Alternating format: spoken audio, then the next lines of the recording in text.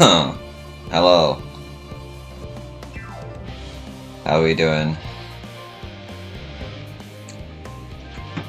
Said I'd be back, and I'm back. Doing 14 MSQ, endwalker, and yeah, let's get into it. What am I thinking about? The medical facilities on the ship, of course. I designed them with the assistance of our sages and chirurgeons, but to imagine every illness or injury that one might face in that great expanse is beyond any of us, to say nothing of the effects that living out there indefinitely might have on the body. The crew from the moon? Why did I not think of that?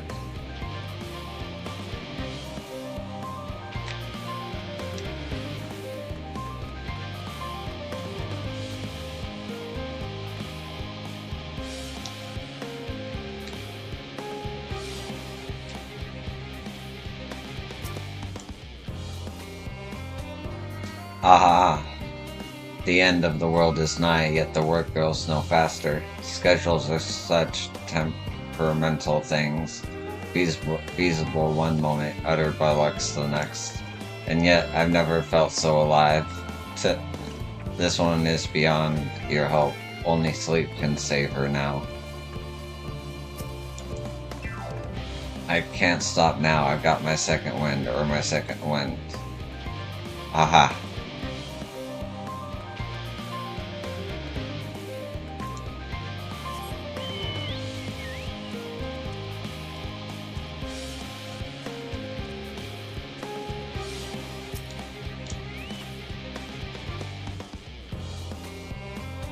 56 bunches of weeds in the ground, 56 bunches of weeds, rip one out, add to the mound, 55 bunches of weeds in the... I'm not neglecting my duties, I swear. I was in need of a little break, you see, but then I found myself unable to relax at all, so I went on a walk and then I noticed these weeds and... Pleasant conversation partners and oh so fuzzy. Goodness me, that does sound like a much better way to relax.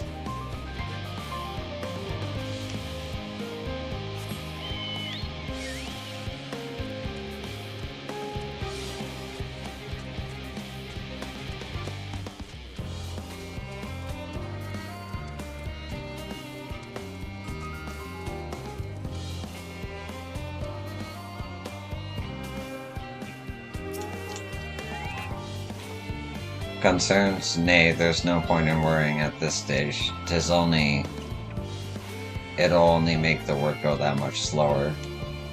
The woman seems to be coping well. All we can do is keep at it.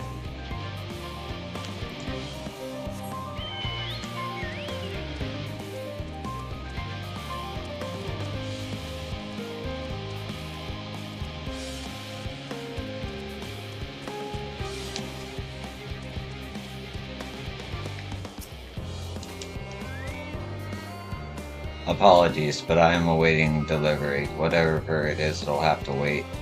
It seems the cleaner's too busy to chat for his benefit or otherwise. If it's urgent, you'd best ask a different cleaner.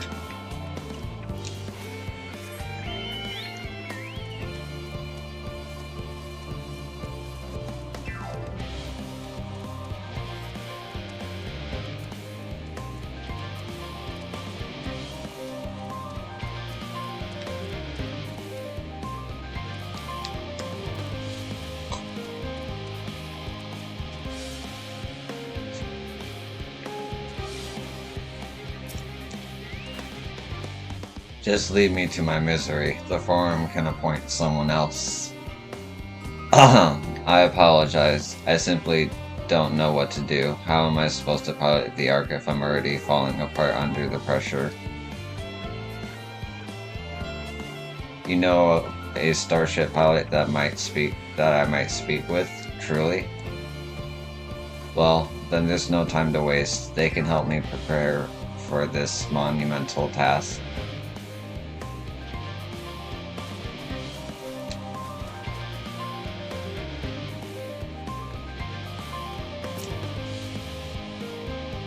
Is anything bothering me? Well, I've been loading cargo for bells now, so my back feels like Void Sun played it as a piano.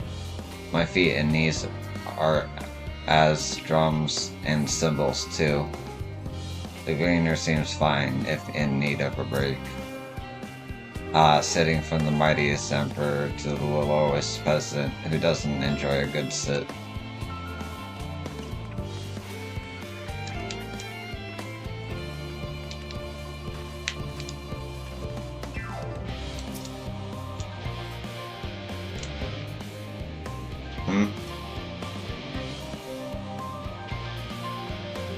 Consult our collaborators. I suppose that would be more effective than sitting here and brooding. I'm attempting to calculate how much cargo we can consolidate into fewer trips. Should the ether burner make our original estimates unfeasible, but there are simply too many variables. I feel as if my brow will turn inside out. But perhaps our lunar associates will have more insight into how much weight constitutes too much weight for our purposes. Thank you for letting me know.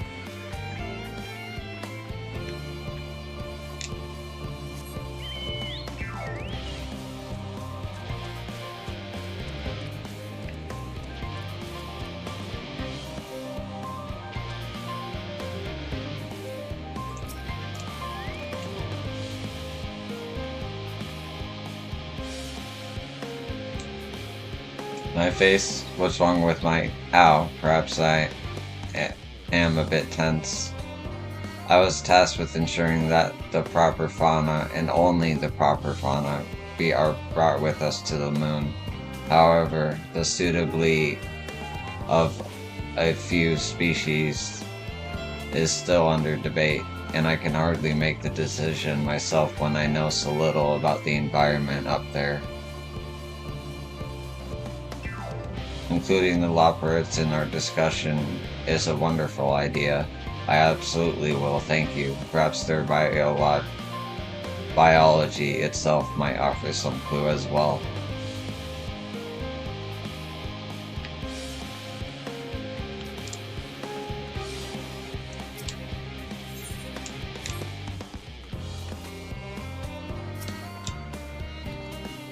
Yes, you idiot. Have you seen an envelope lying about? This imbecile refuses to give me the alchemic I ordered without that bloody slip of parchment.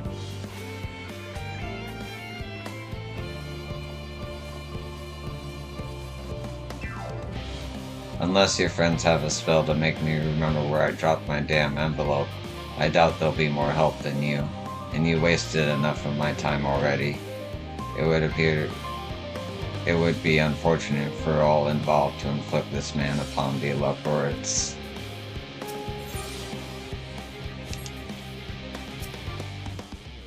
Did I drop it on the path? Did I leave it at home? Why in the seven blasted hells can I never find things when I need them?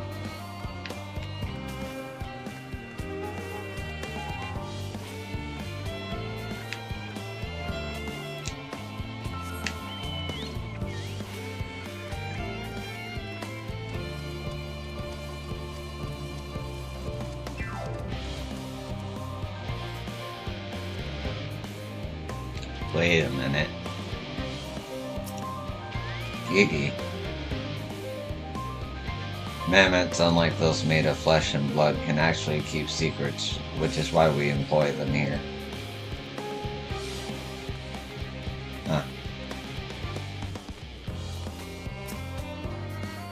Blasted assistants, where have they gone off to at a time like this?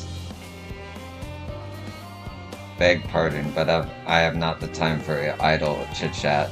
I need to reconfirm that aether levels are consistent throughout the vessel's machinery, and it seems I shall have to do so single-handedly. I swear, when I find those assistants of mine.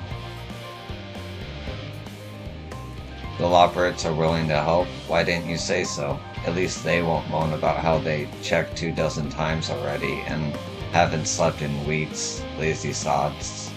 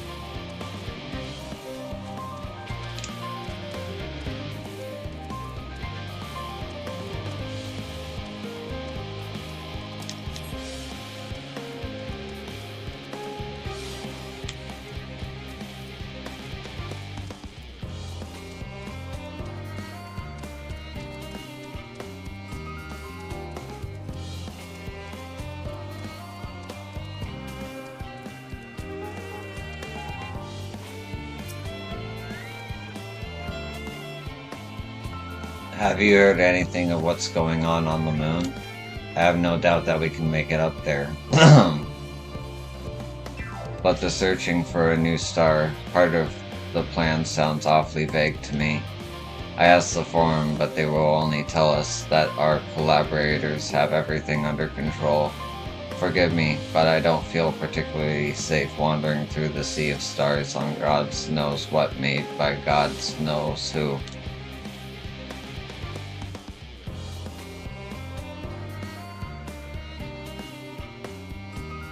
You mean you mean to say that I can speak with them directly? Amazing. I hope they like questions.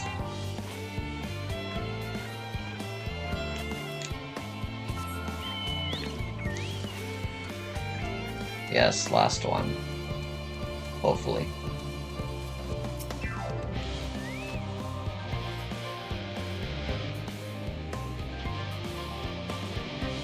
Worries. No, I believe I'm fine, thank you. I've been confiding in my colleagues and it's helped a lot. Can't recommend it enough. The researcher already has the support she needs. Damn. It's a stressful time, of course, but having colleagues I can count on makes all the difference.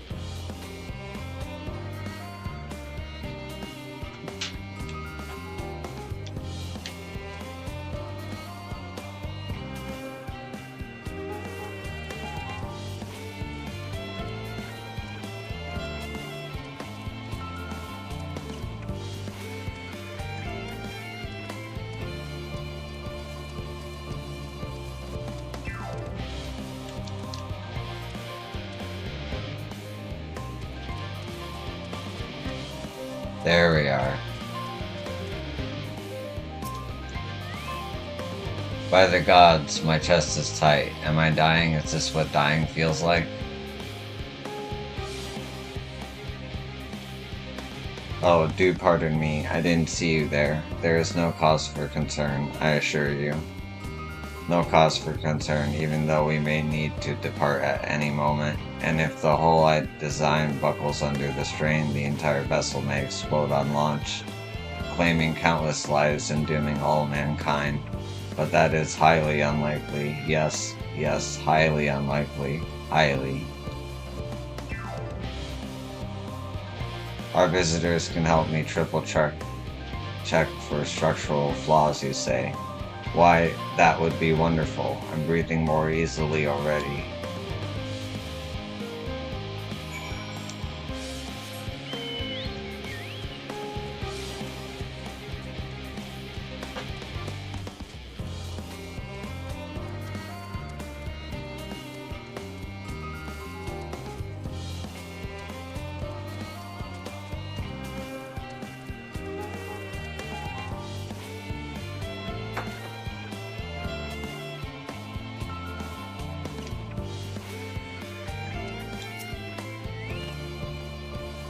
Yo, he said it. He said he was glad we spoke, and he thanked me.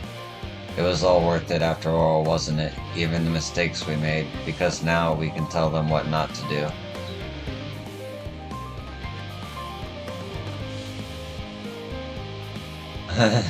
In the long run, however, most of you won't die.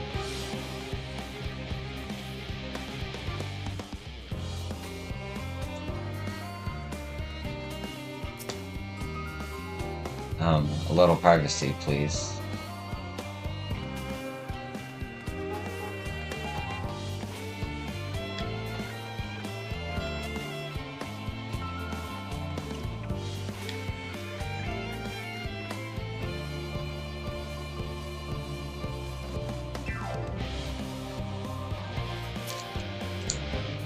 Going away has been a godsend. I can look up what we've built with clarity now.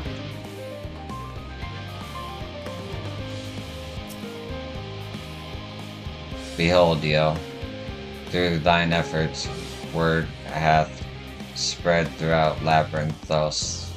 Verily, to a far greater number than we anticipated, Livingway doth gather more loporits as we speak. I shall assign each in accordance with their skills, that new bonds of friendship might be forged. Should greater matters require not thine attentions, watch over them, I pray thee. I pray that Livingway is joyed to see so many heart and souls when she doth return.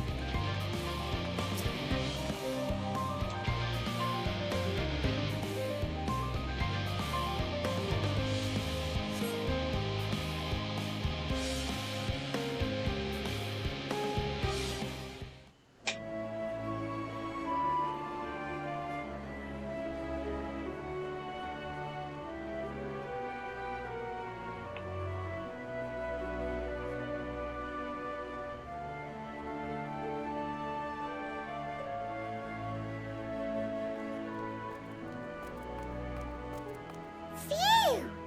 Oh, finally some rest! Why, I haven't spoken so much in forever.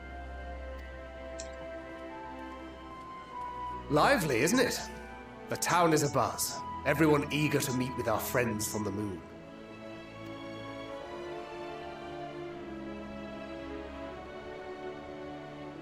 'Twould behoove you to consult with Sleepingway. As our moon's pilot, his advice should be most pertinent. I'm impressed. Truth be told, I struggle to tell one from another. No offense intended, of course. None taken. After you and your friends left Mare Elementorum, we spent no small amount of time with your Urianger. Oh, the conversations we had. He told us all about Atheris, answered our every question, no matter how trifling or trivial. Look! Every page filled to the margins with knowledge. When I first arrived, I was struck by how little I knew. It was daunting. But then I realized that were it not for Urianger and his teachings, we'd still be stuck on the moon, gazing at your world and wondering what we've been missing.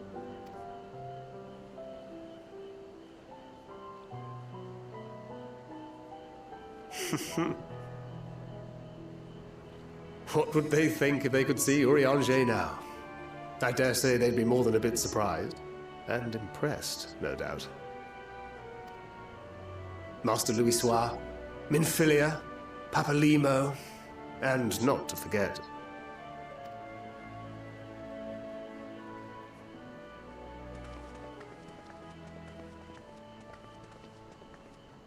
Oh there!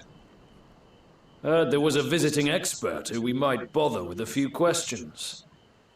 I take it you'd be the one.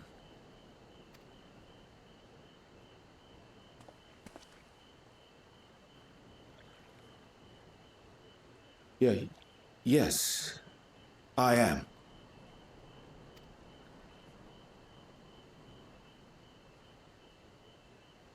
Wilson and Blovida, Charlian's foremost researchers in the field of teleportation magic, and Moonbreeder's parents.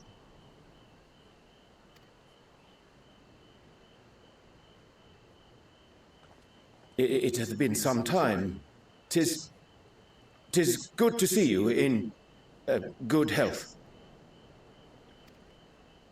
Likewise, old friend. Blovida and I were most honored to answer the call. Never expected this reunion, though, did we, dear?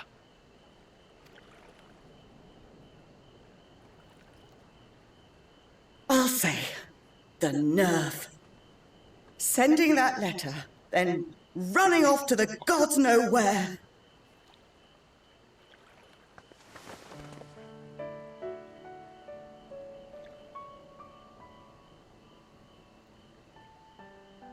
Do you have any idea how worried we were?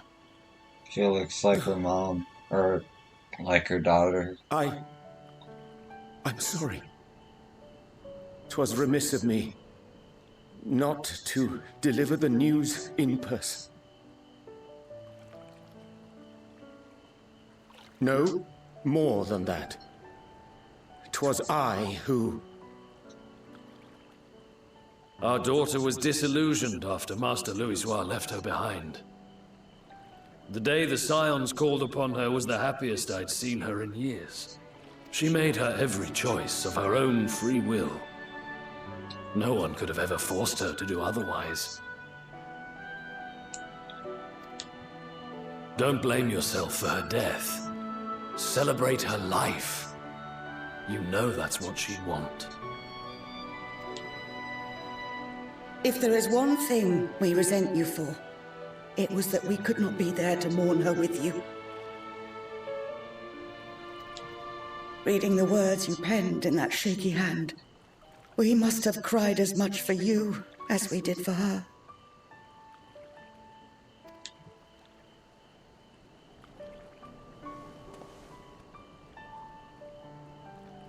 I'm sorry. I truly, truly am. I knew not what to say, knew not how to express my feelings. The poems and platitudes of wiser men, musings on sadness and loss, studied and memorized, and meaningless in the moment.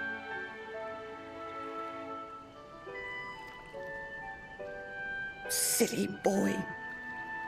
We are all powerless before such grief.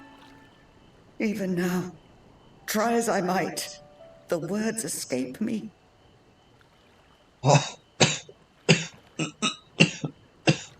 But in our hearts, we know, we always know.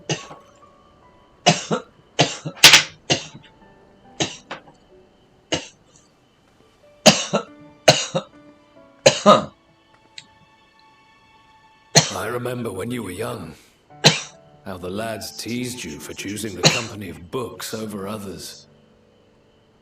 Excuse me. Drink of water. Our moon didn't take kindly to that. Be nice to Urianger, she'd shout, and give them a walloping. No matter how many times we scolded her. So we offered a suggestion. Rather than starting fights, why don't you be the bridge between Urianger and the others? She had to mull it over for a while, arms crossed, brow furrowed in intense thought.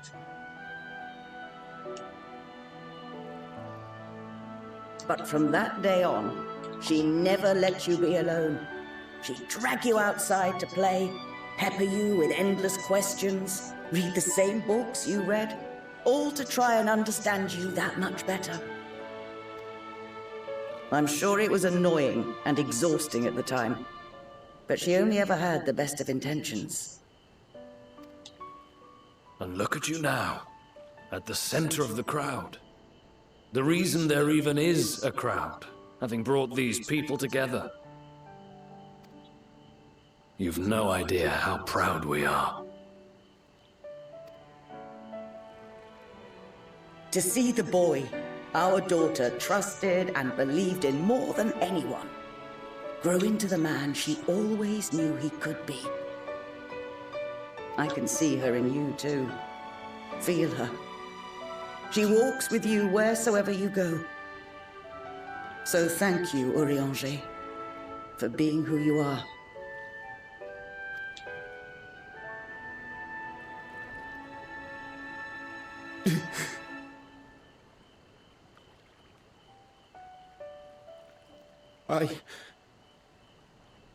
I think I can feel her too.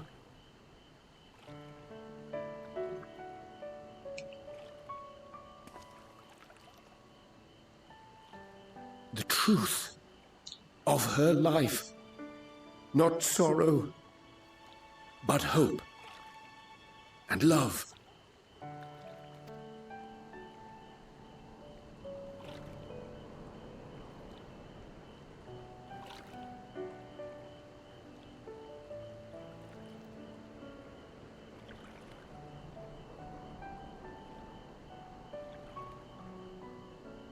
This moon breeder. She was important to him, wasn't she? You could ask the man himself.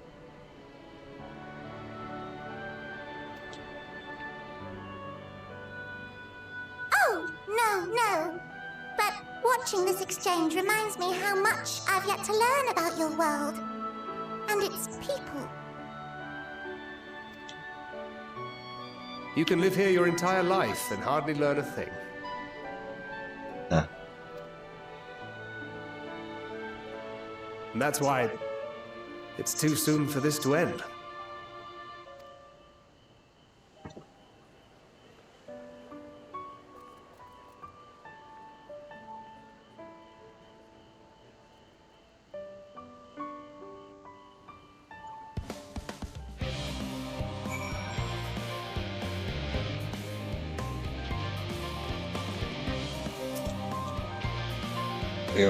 Remind me to invite Urianger for a drink when we have a moment to breathe. We're long overdue for one. We can raise a glass to Moon Brida.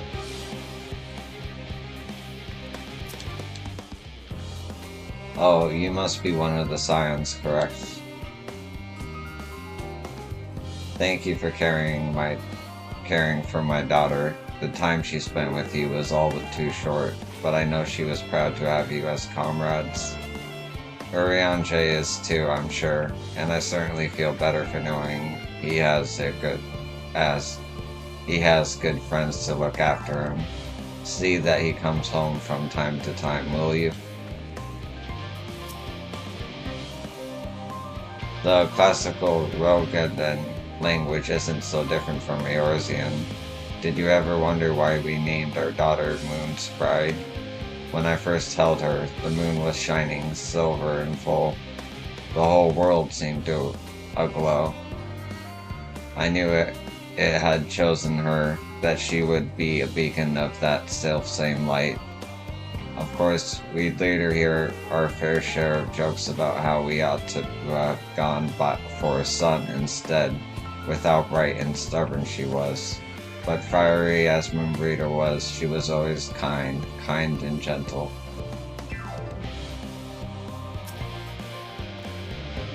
I was so busy asking questions about a theorist that I never thought to ask more about Urianger. I'd like to know where would I begin? I assure you that my fellow Lockbirds are equally excited to have this opportunity. They were humming the whole way here.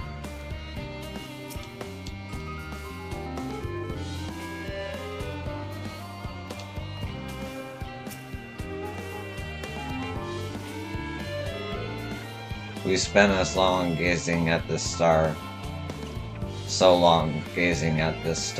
wondering and hoping, but to be here now, to walk among the people, to be a part of their lives and know that we've made a difference, it's so much more than I ever dreamed. Goodness me, I've never felt like there was too little time before.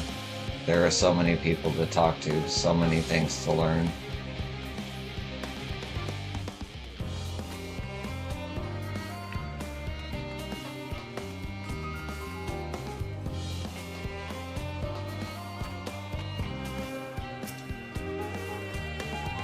Oh, yo.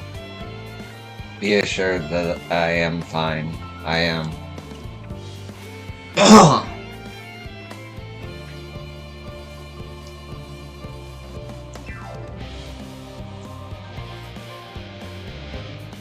Full glad to see them too, after so very long, gladder still that it was in your company.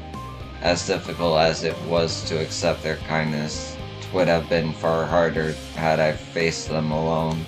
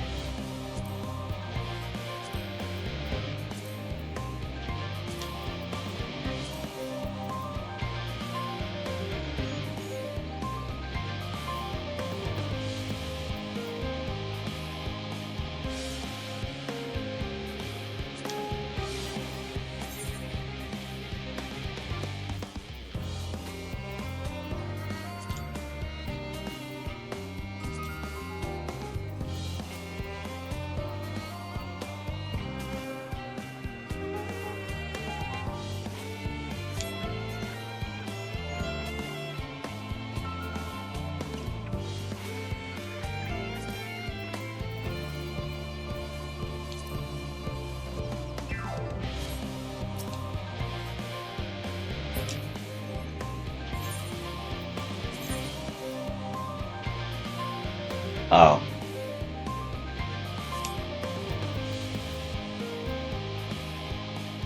Wait, did I just put it in my inventory? I haven't popped it yet, that's why. Okay.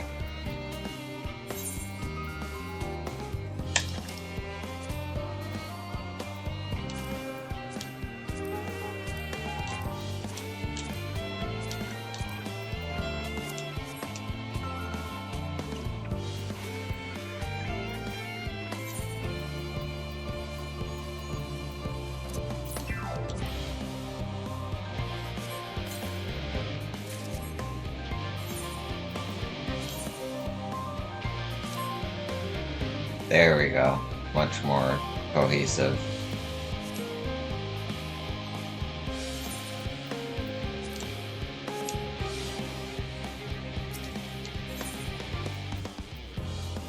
Nice.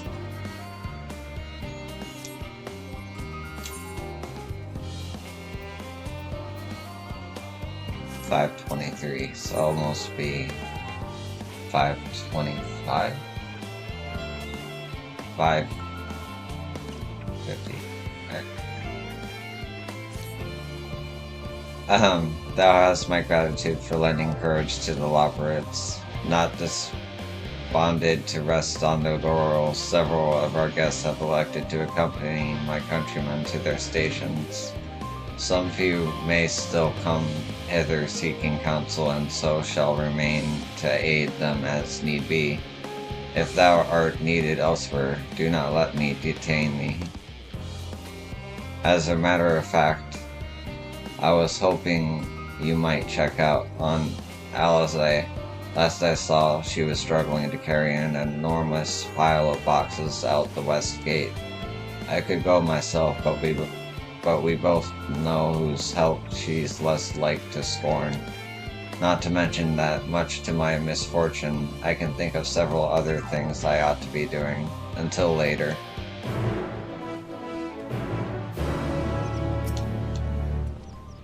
Pray assist Mistress Alizé. She hath taken up too great a burden, like as not, living way, and I shall attend to matters here.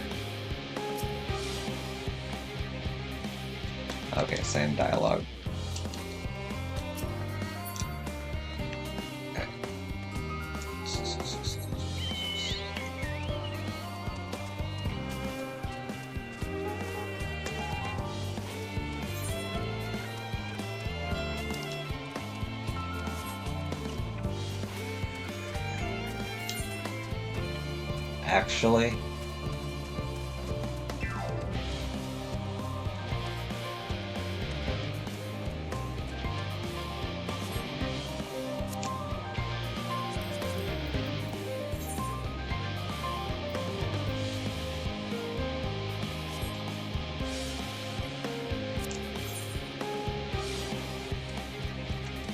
Actually, though, Aether current quests. Might as well do them now while I'm in between story arcs.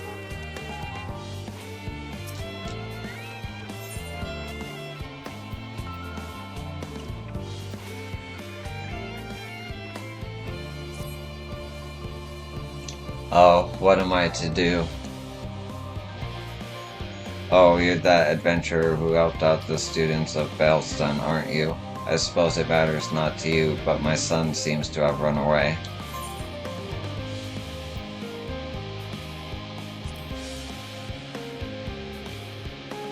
Ah yes, simply put, my wife and I work at Aporia, and she happened to conceive whilst we were living here in Charlene Hamlet. I assure you we had many sleepless nights wondering if we should quit our jobs and leave Labyrinthos, or entrust the child to a friend of ours who dwells somewhere more suitable. Ultimately, we decided to continue our work whilst raising the child here. After all, our researches focus on the very future that our offspring will inhabit. The issue is, however, that the magic that prevents us from revealing anything confidential is too potent to be used on children. Of course, we can't allow the little one to roam freely. There's no telling what he might impart unto others. So he has spent his entire life thus far within the confines of Charlene Hamlet.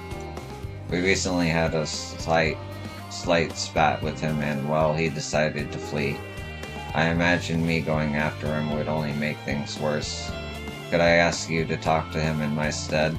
I'm sure he'd be much more willing to listen to anyone other than his parents at this point.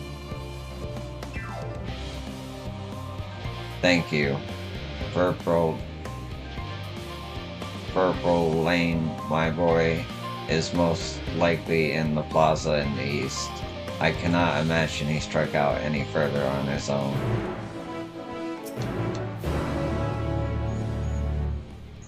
Pauline ought to be in the plaza to the east, or so I hope.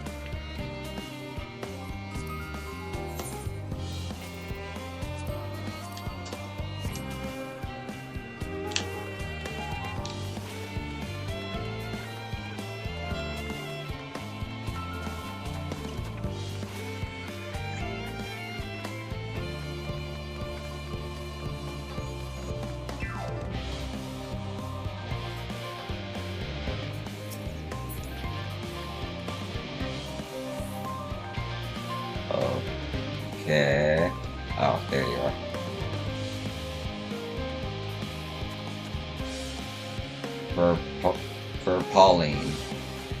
For Pauline.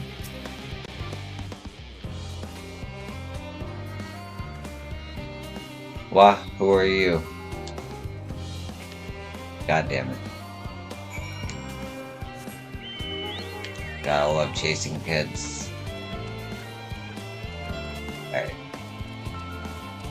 Well, if my voice sounds a little off, it's just I'm under the weather.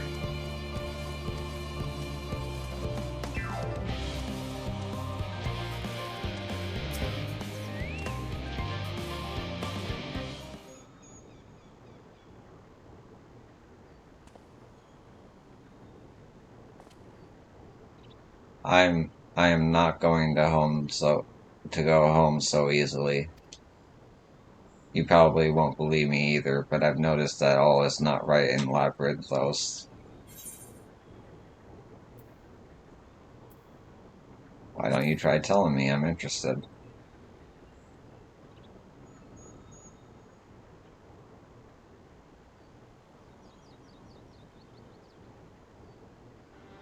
Fine, I shall tell you what I've seen. The color of the artificial light here changed recently. I'm sure most people haven't noticed, but when you've spent your whole life here, the difference is like night and day. Even so, no one will take me seriously when I bring it up, all because of my age. Got into a big fight with father about it. But Labyrinthos is in danger. Who knows what would happen if the artificial sun broke. That's why I can't go home just yet. I need to get to the bottom of this first. Although, I am scared to venture outside on my own. They say there's countless monsters out there. I don't suppose you would come with me. I could pay you. It's not much, but I do get pocket money from my parents.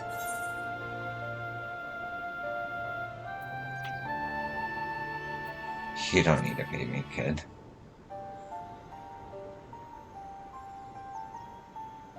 I thought you were different from the rest, but now you're treating me like a child, too. This is a proper deal, alright? You've got to take the money to make it binding. Then it's settled.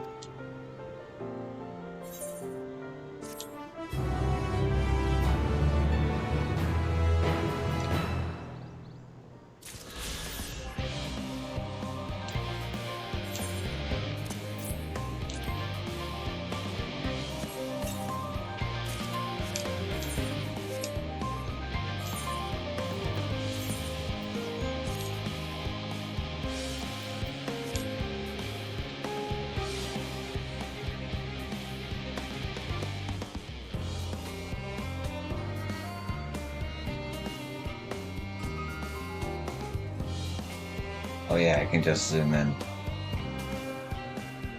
Not a bad necklace. Goes with the outfit. And I never help you again. Now, the other Aetheryte crest.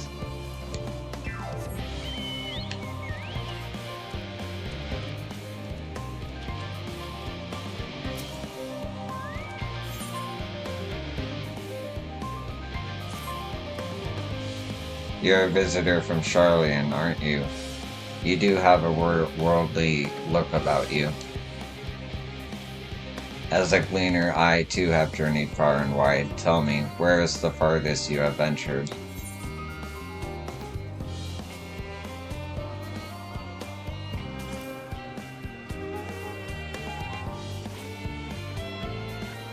Another world. Is that meant to be in jest? The look on your face tells me you're serious. Aye, you should do nicely. You see, I need a more experienced traveler to say a prayer for me before I leave for Vierabania. If you would do me the honor, the reactor operator by the tower to the south should have a lantern crystal prepared for the purpose. Please speak with the reactor operator, and he will furnish you with a lantern crystal.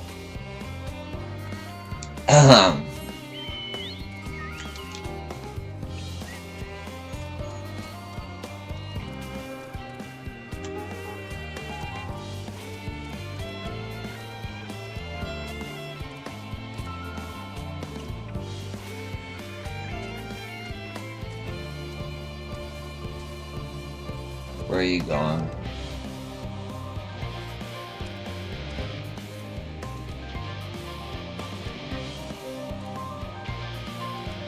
Huh.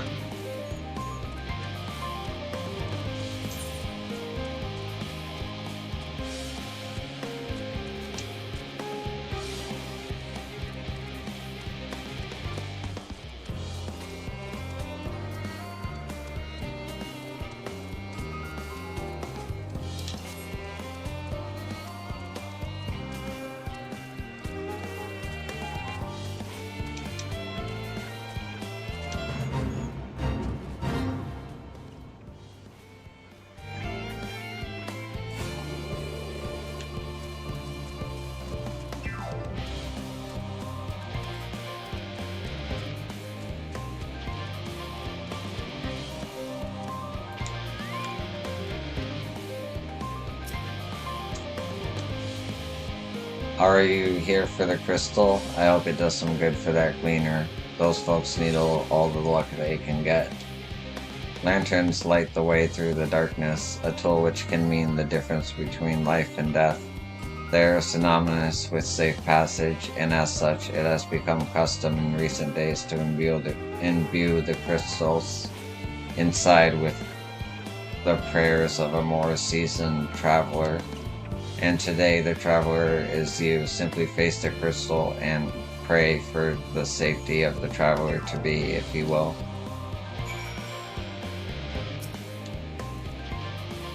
Gaze into the crystal and pray for the traveler who sent you.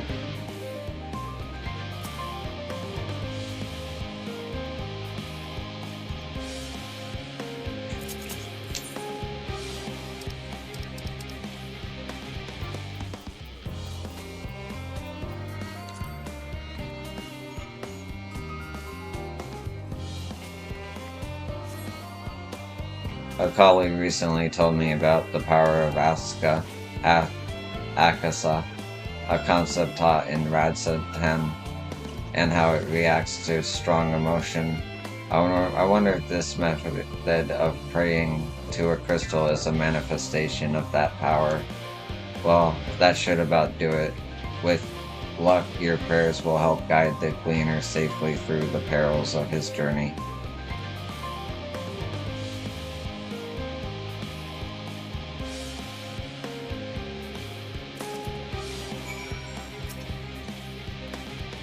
The crystal is ready. You can take it to the gleaner who asked for it now.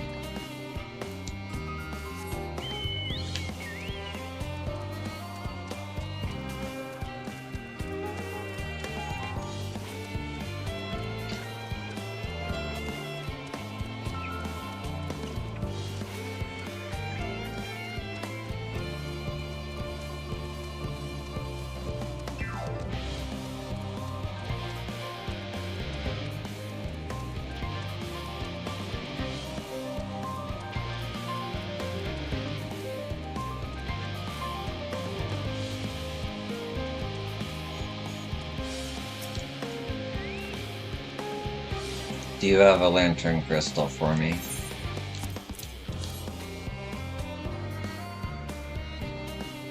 You have my thanks. With your prayer fueling its light, I have faith that it will keep me safe until my return. And now I depart for Girabana. I hope your travels are successful as well as mine.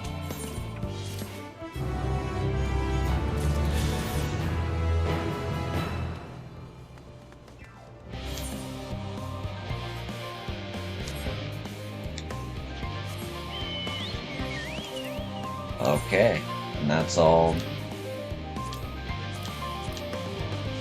the Aether Current quests for this location. All I got is the main story one. Whenever that happens, probably at the end of me being here, if history proves correct.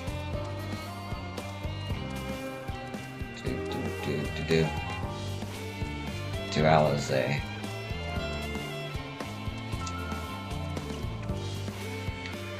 Alright.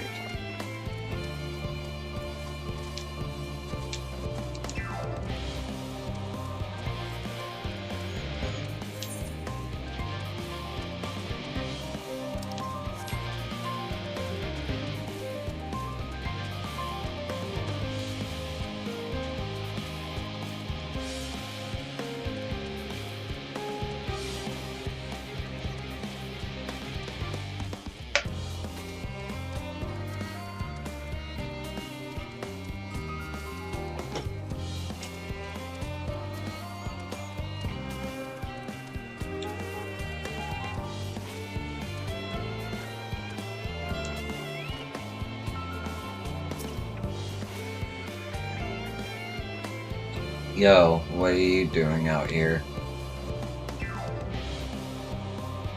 No, I don't mind if you help me with the boxes, but it's far from the most exciting of tasks. Are you sure? Well, I appreciate the assistance. We need to get those to Apora. Is short, of course, but they're full of organic specimens and samples, so try not to be too rough with them. Alpha Note should be waiting for us when we arrive. I'll see you there.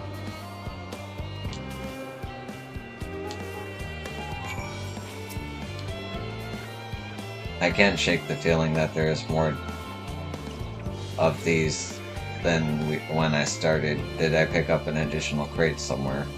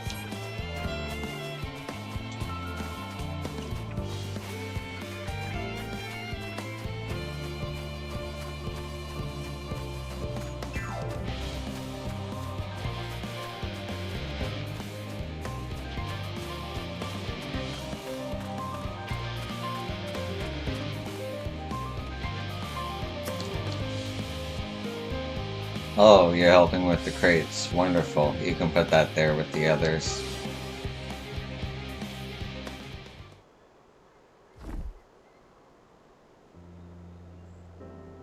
You have my gratitude, but how did you come to be involved in this? Ah, then I suppose I have Thancred to thank as well.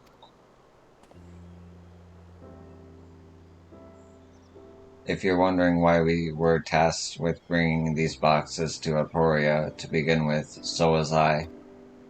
It turns out this is a base of operations of sorts. Those with the final say as to what is included in the ship's manifest can be found here. Father included, I suspect.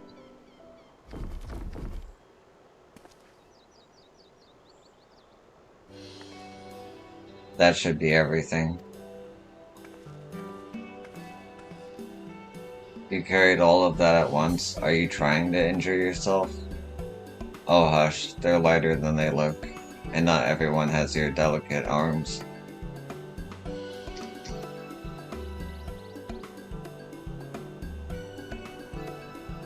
Excuse me. I suppose we should let someone know that we've finished. Theo Paulden is in the courtyard. We can report to him. Why don't you come along? You should get credit for your assistance at least. Considering where we are, we might even learn something interesting.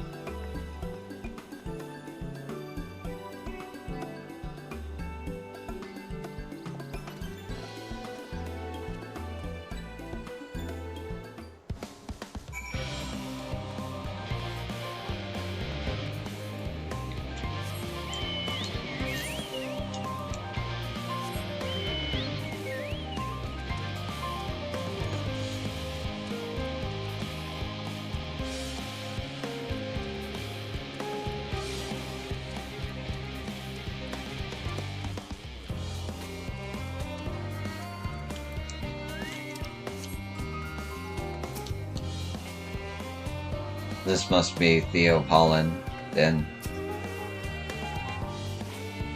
I keep thinking that I've seen him elsewhere, but I cannot for the life of me remember when.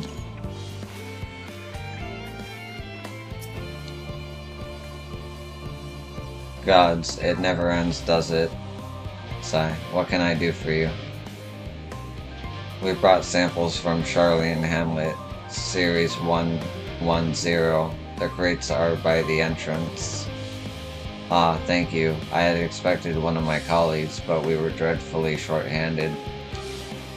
Just a moment. You are Fortune's children, are you not? Alphino and Alice at your service. You are acquainted with father, I take it? Quite. I've been friends with your parents since our days at the studium. I remember when you were yea high, waddling hither and thither. Clearly, it's been quite some time since we've met. 'Tis good to see you again, wielding your father's nullis, no less. You knew our parents when they were young? What were they like? Pray spare no detail. I should like nothing more than to regale you. Alas, I am meant to be in charge here, and reams of paperwork want for submission. We can help with that, in exchange for the sort of stories our parents would never willingly divulge, of course. Very well then. Then there happen to be 3 sets of documents in need of delivery. So how about you each take one?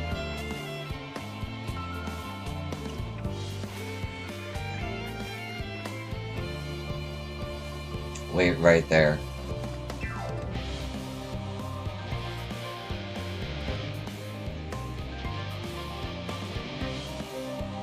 You will find a foreign representative waiting to collect these near the southern structure. I hope I haven't kept her waiting too long. Never mind Alphino and Alice. I'm certain they will be back soon enough. Who are you, by the twins' minder?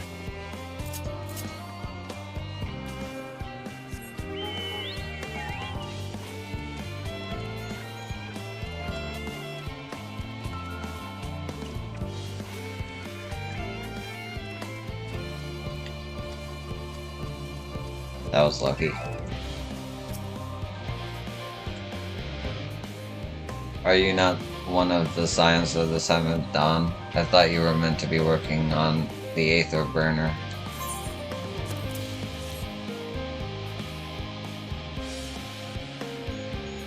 Theopoldin's paperwork. I was beginning to worry he had misplaced his quill. I appreciate your help in seeing these documents to my hands at last. As for your other tasks, pray keep this between us, but I certainly hope you Scions succeed. The Exodius is, without a doubt, the most monumental undertaking in the history of the Forum, and so we must be circumspect in all respects. Risk is a privilege we cannot afford ourselves. At its heart, however, Charlian has ever been a nation of the curious. It would be a tragedy indeed if we were the ones that stimulate your pursuit of truth.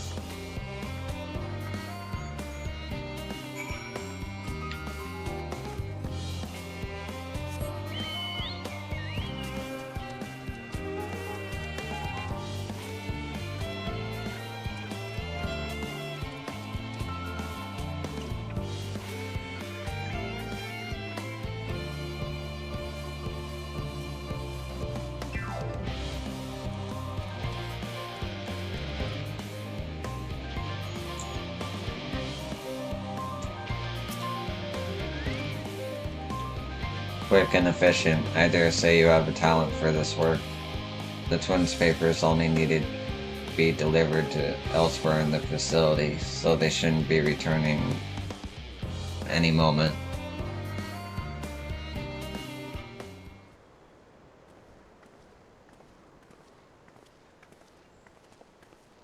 We return, with not a scrap of paperwork remaining on our persons, you will note.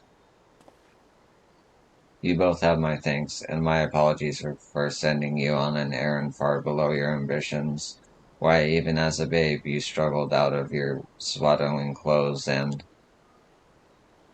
That is quite enough of that, thank you. It was compromising stories of our parents that we asked to hear, to reiterate.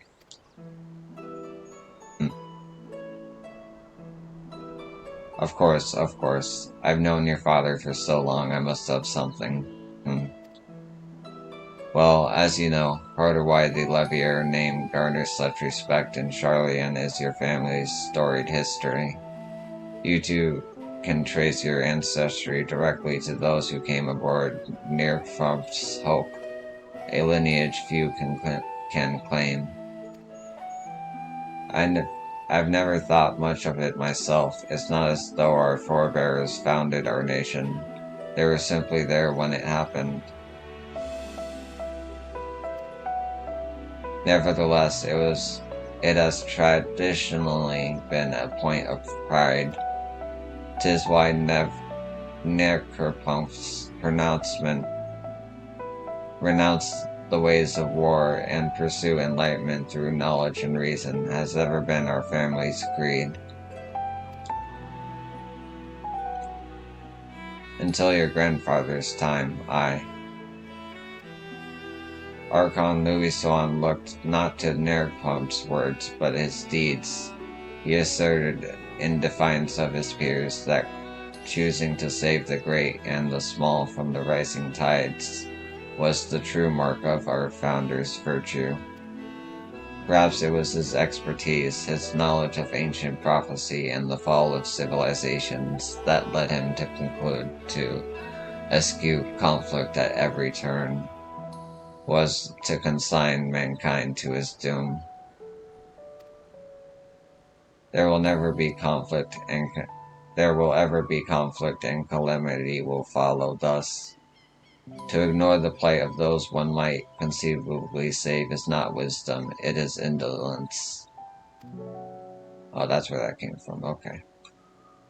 I didn't play 1.0, so I don't know much about Louis Soir beyond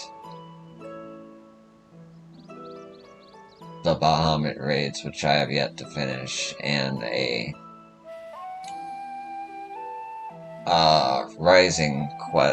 the Rising Quest for his fan. But other than that, I know not much about him besides the Sat Bahamut. You remember his words well indeed. Archon Louis Soir lived by that personal creed, and used every means at his disposal to bring succor to those in need, Charlian or no. No one loved and admired your grandfather more than his son. Yet Forchant could not reconcile Louis Soir's deeds with the philosophy of their forebears and his peers, a philosophy in which he believed so fervently, yet made a pariah of his father. Forchant agonized over this contradiction for much of his life. God's father. A son may carry his father's blood, but his choices are his own to bear. Is it not always thus? God's no Forchant's a cranky old goat, so I'm sure you butt heads often enough. Yet even so, you must know that you are constantly in his thoughts, every moment of every day, and that is not an exaggeration in the slightest. You should have seen him when you were born. Barely recognizable he was, with a kind of dumbfounded grin I'd not seen since he first took a fancy to your mother. He was practically skipping when he told me the news. Take my word for it, he loves you to an embarrassingly degree. But he is also frustratingly single-minded. Once he's decided that a given action is for the best, he will stay the course no matter who or what opposes him. A profoundly annoying habit when you're on the other end of it, as I'm sure you will agree.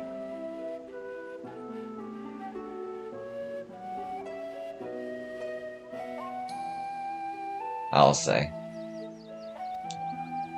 Thank you for your insight. When next we meet our parents, I shall mention that we spoke. Try not to get me into too much trouble now. I need the forum on my side. Speaking of which, I ought to be getting back to work. I have to make sure those specimens you brought make it to their proper places, or the cranky old goat will have my hide. We can speak again later.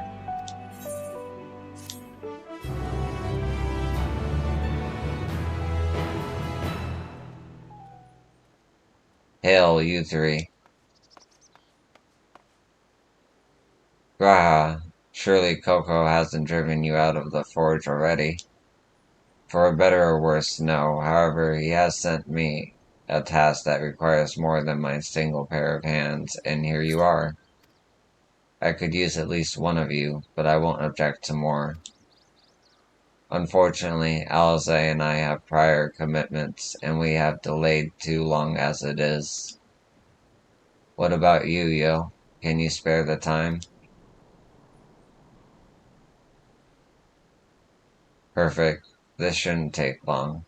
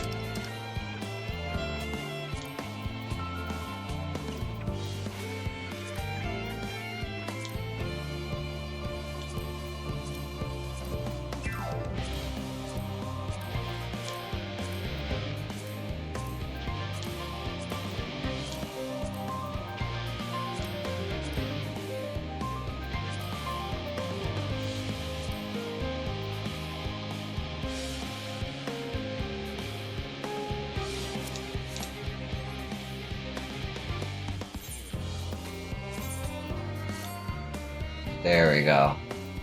Matching set. Feels good.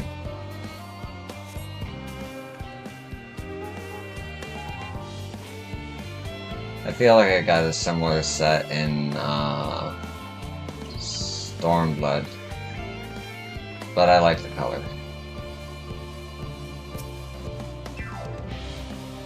Much as I'd like to press Theopollen for more revealing tidbits, we should be getting back to our tasks. 'Tis strange to hear father spoken of in such a way, but I suppose you would find your view of me no less odd. Actually, I'm sorry. I need to...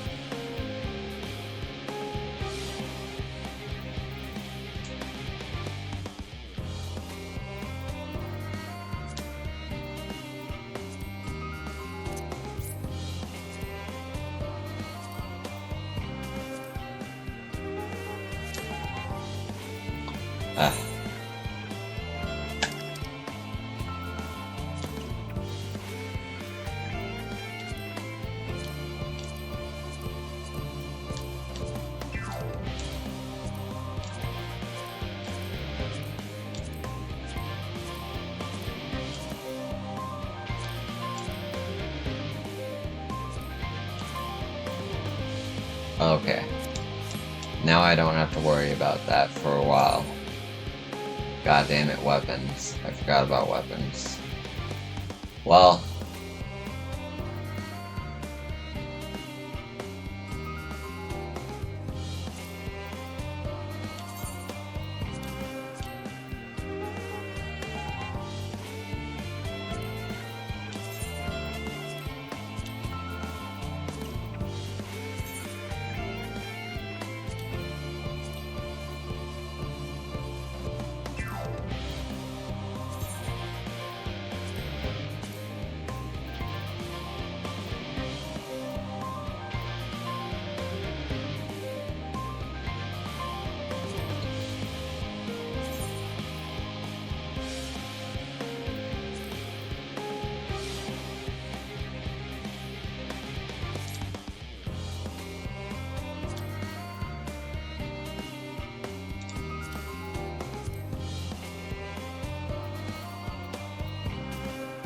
Okay, now I don't have to worry about losing items because I don't have inventory space. That took forever.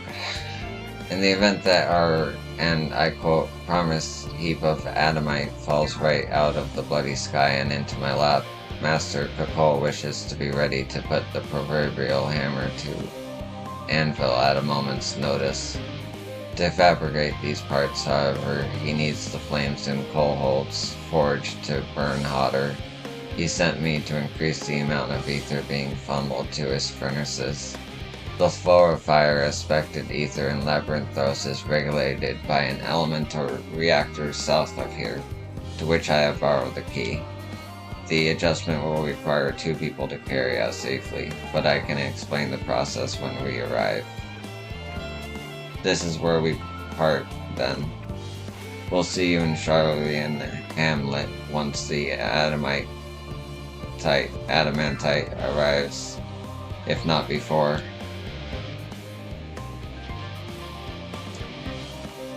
This way, then.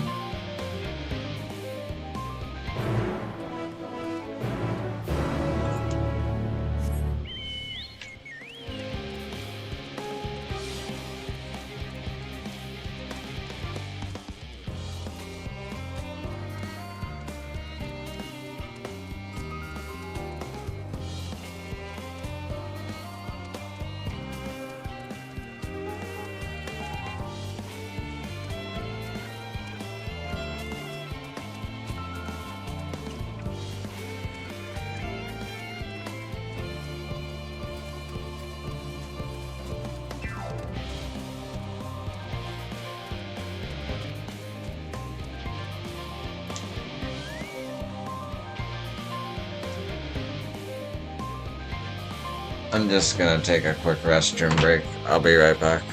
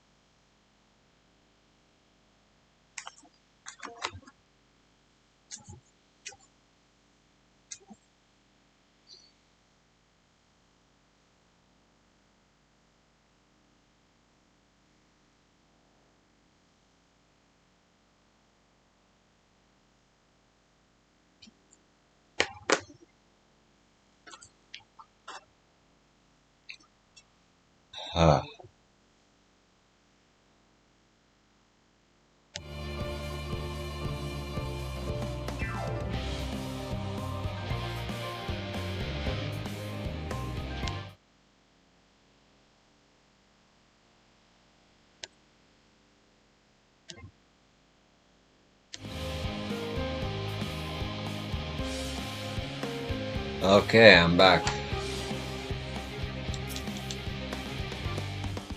The reactor is housed within this facility. I'll be the one to go inside and adjust the fire ether output. When I do, a rather large amount of water aspected ether will issue from the vent at the top. I expect this to attract at least a few elementals, which we would both rather not be drawn into the reactor itself, trust me. Could I ask that you put down any that draw too near? They'll pose you a little trouble, I'm sure. Wait here if you would.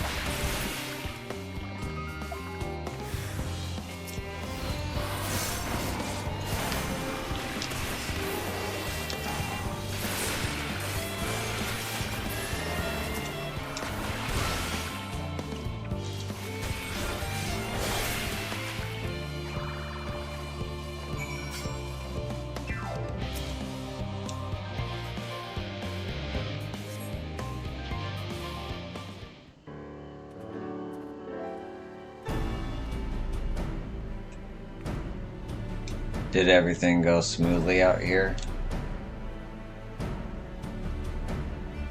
I thought as much. No major complications to speak of inside either.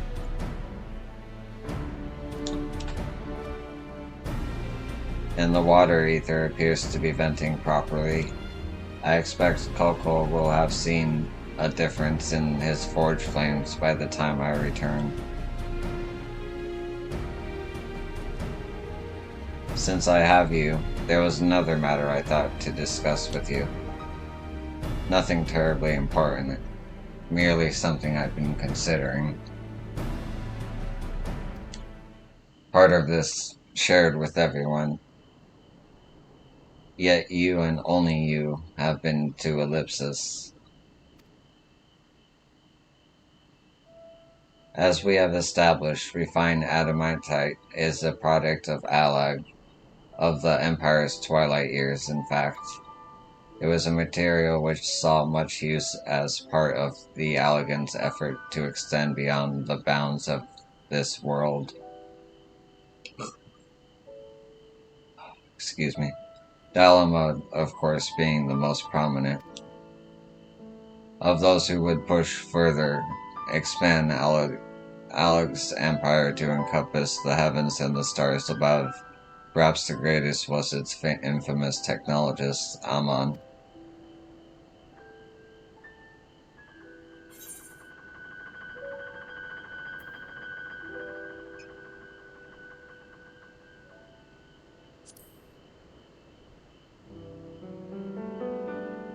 Did he remember his life as Hermes?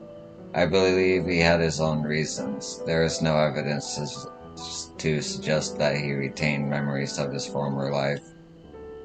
He only joined the Ascians once the Empire was all but dust, as you know. If not his memory, though what drove him to pursue the idea with such fervor. This may seem far-fetched, but what if souls like minds have a personality, so to speak, a natural disposition towards which they are inclined? We know with relative certainty that it was the gross decadence and inexorable decline of Alec that moved Armand to resurrect Emperor Xande. The Empire's people spoke lightly of death and destruction, experimenting on those they deemed beneath them to fill the emptiness in their hearts. In facilitating Xande's return, Aman provided these languid souls with the means to free themselves from the mire of their own indolence.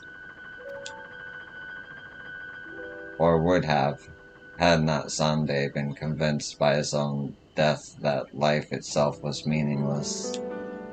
Amon's desire for his countrymen to conquer the heavens could only be a means to the same end, to instill the people with new purpose. Like Hermes before him, Amon was appalled by how those around him lived, but could never bring himself to believe that those lives were devoid of meaning. And both of them sought that meaning, that hope in the distant stars. Such is my theory, anyway. Ultimately, it is the consequence of their actions which matter. Their motives are of no moment, and yet, to reach those stars on wings of adamite, to travel to the ends of creation and beyond, the promise of hope everlasting, that much I do understand.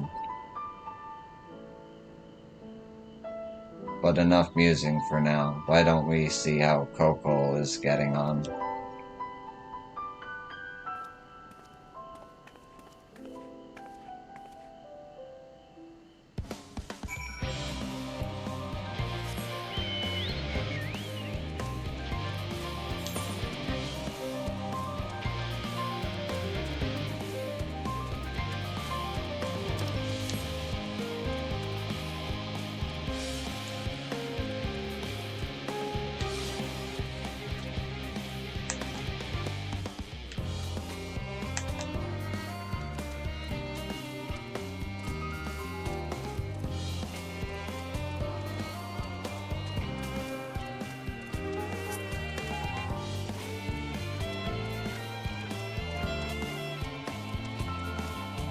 Is it normal to get free company invites constantly?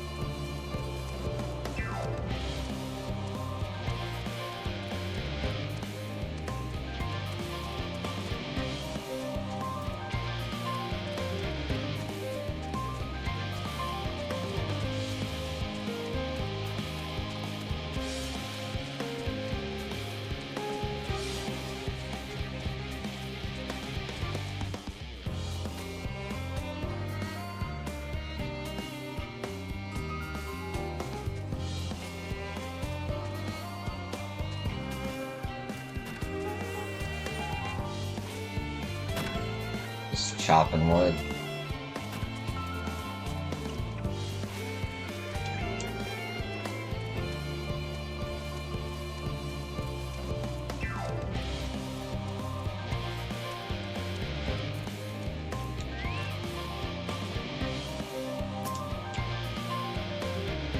I did thoroughly brief Kokol on refinement Adamite's history. I only volunteered to go to the reactor because I was finished and there was little else to do. Hopefully that dispels any misapprehensions that I was kicked out for prattling on. Whew, I can feel those flames ablazing from here. Glad you found someone capable, brah. But there's not much left for you lot to do, lest you can conjure up that refined adamite any faster.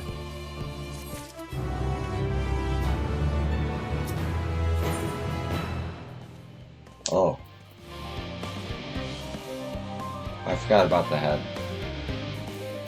Here. I do trust you to deliver on your promise, I do. Only, I hate waiting. I want that adamantite, and I want it now. We share your impatience, I assure you.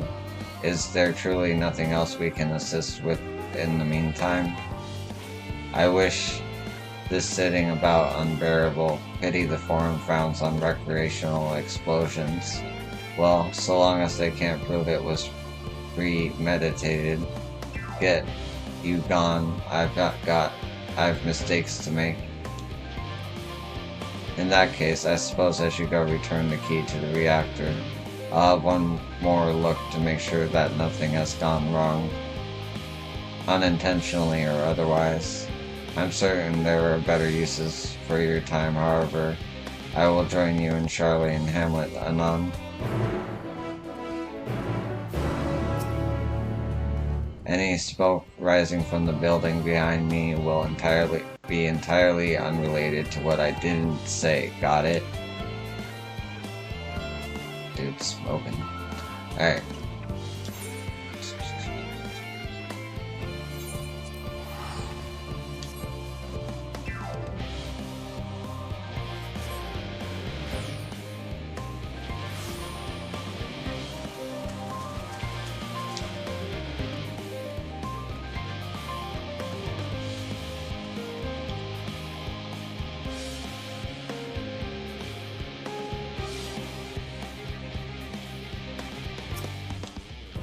If you wait here, your companions are bound to turn up sooner or later.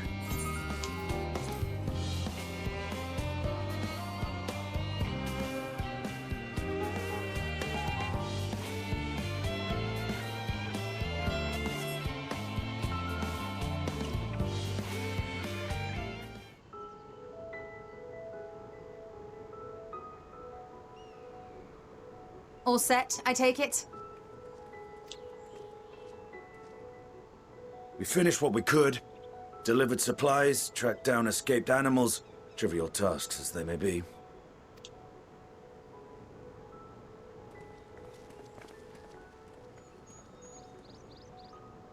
That's enough, don't you think? If there was anything more important still undone, that would be a problem in itself. The vessel is essentially ready for departure. All that remains is to load the final batch of supplies and see everyone on board.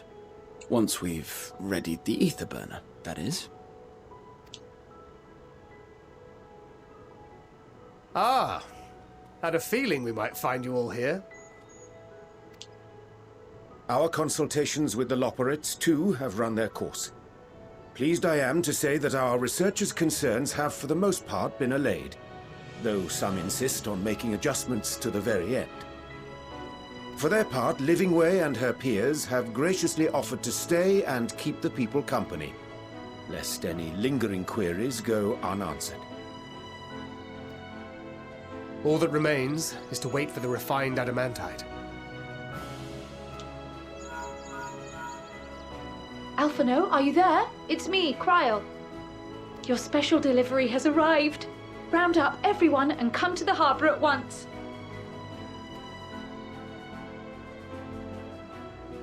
Speak of the devil. Let us go at once.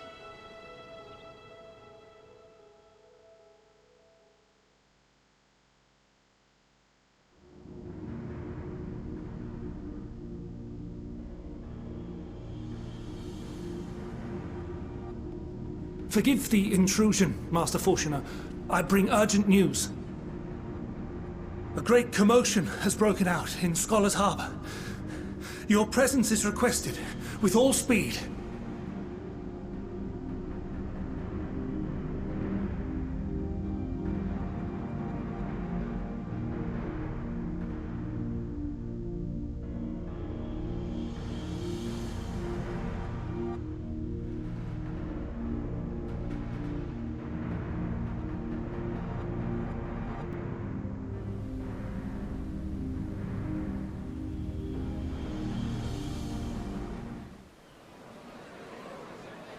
Now, where might this delivery be?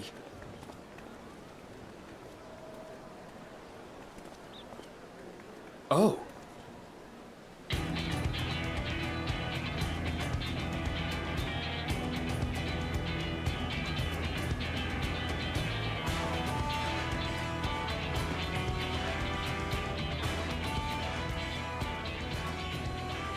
I'm sure it's very important, but we cannot accept these without the proper permits. By the 12! Surely, these can't all be.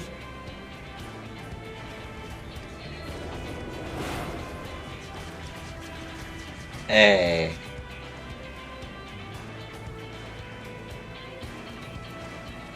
Bleeding hellfire! They're bringing them by sea and by air. All these folks in these crates.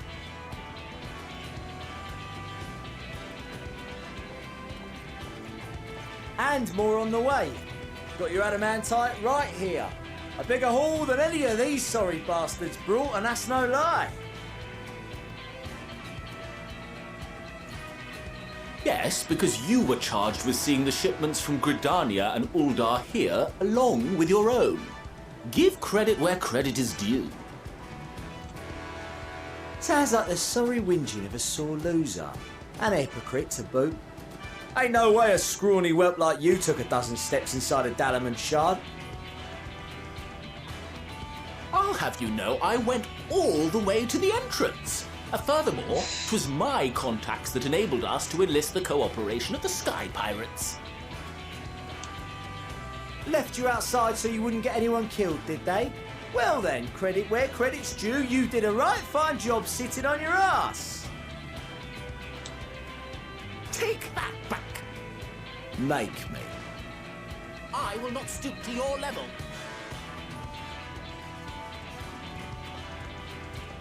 My, what a grand welcome party. Hancock and Saraban. We come bearing relics both sacred and Allagan, as well as a few other gifts that may be of help, to be presented with best wishes from the Eastern Alliance.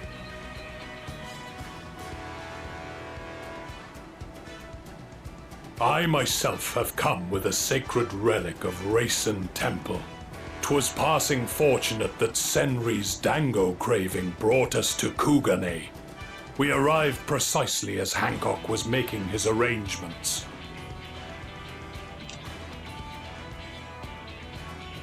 Upon learning of your need, we made haste back to Hell's Lid, with our dango, never fear, and consulted with the other auspices.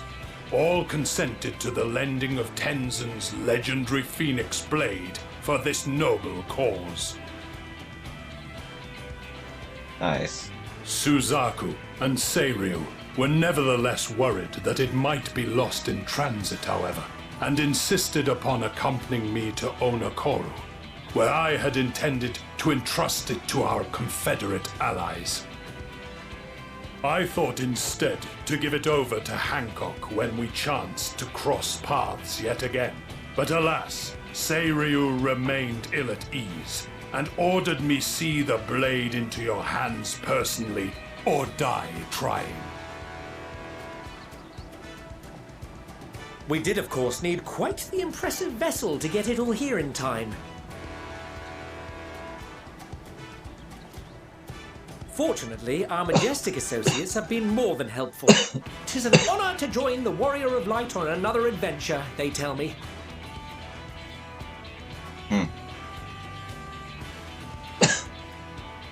That is all wonderful to hear, but what of the extraordinary cost? I shudder to think of the ransom we must pay for such a bounty. Fret not for your coin purse, young Alphino. Lord Lolorito looks ever towards the profits of the future, and thus the East Aldenar Trading Company went to some lengths to reduce the financial liability. And since the Scions funded the entire venture, not a gill need be rendered up in compensation. Everything is already yours. We funded the venture? When? Don't let the name fool you. This coin keeper knows a thing or two about spending.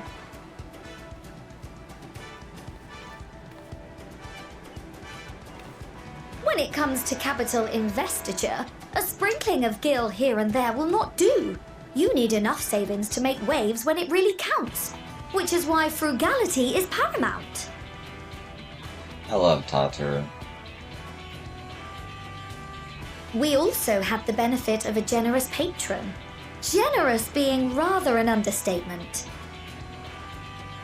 She has supported us from the shadows since the very founding of the Scions. We even had coffers to fill. Mother! Amelians. I remain, of course, an entirely neutral party. I simply thought our family's coffers were needlessly full. We can hardly take them with us on your teeny-tiny toy boat, now can we? And would be ashamed to leave all that hard-earned wealth unspent.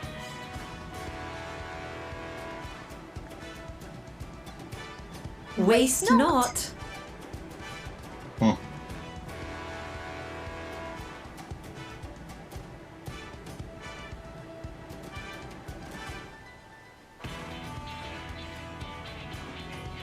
However did you manage so much in so short a time, though? We expected word to reach only a fraction of our allies. Did I not tell you I have my ways?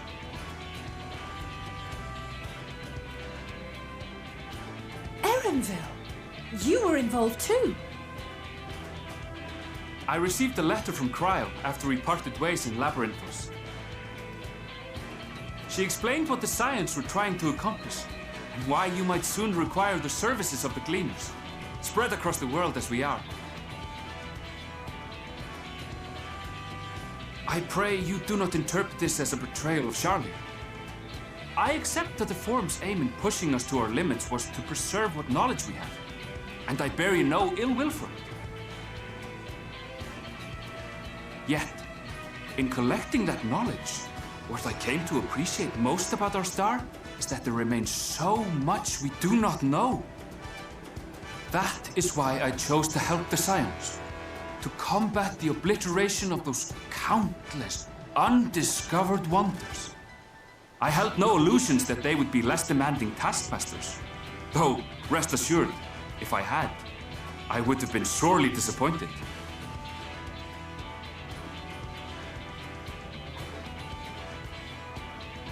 To make a long story short, the whole of the guildship cooperated to ensure your call was heard far and wide.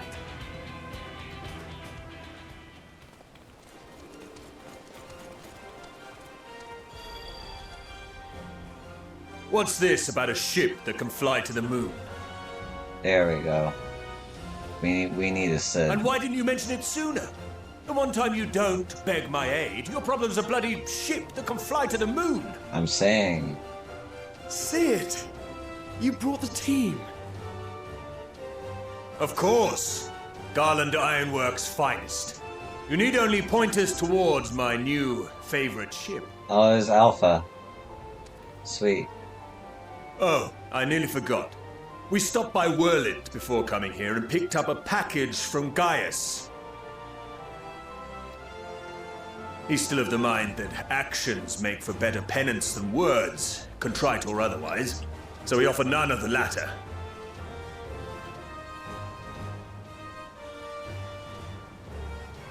What he sent is an Allegan relic Valens used in his weapons experiments. Has a fair bit of refined adamantite in it, too.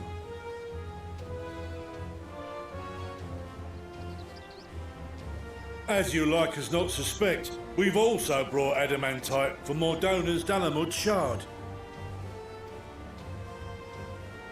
I admit to some consternation upon first receiving Kryle's message. So few Scions remain at the Rising Stones now, far too few for such an expedition.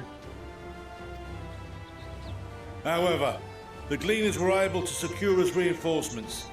Idleshire's treasure hunters, not least among them. I know. How the Gobbyflock fought. Slowfix's gratitude for the safe return of his daughter has not waned. and he gathered his kin to our side with an astounding quickness. The clash between their machina and the Allagan defences was a sight to behold. I wager even you would have been impressed by the magnitude of the gobby booms.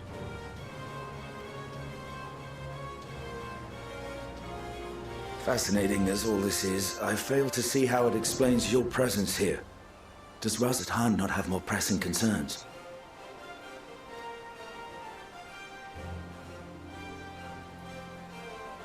We do. Yet averting the final days would be the most expedient solution. That, and I am indebted to you.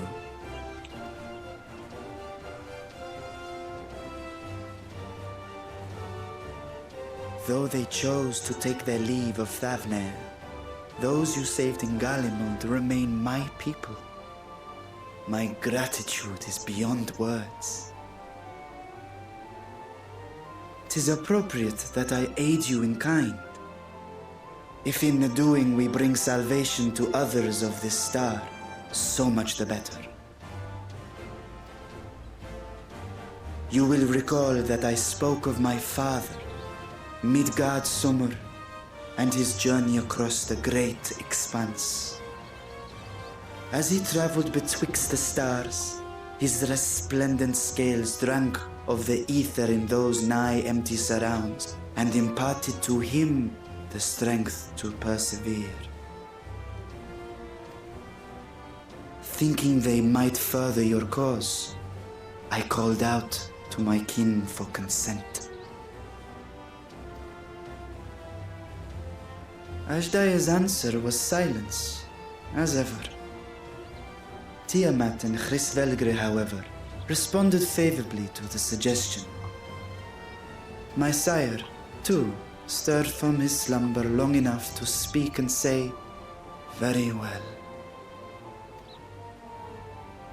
Thus have I brought you his own worm scales. Fit them to your purpose, and seek a worthier fate for us all.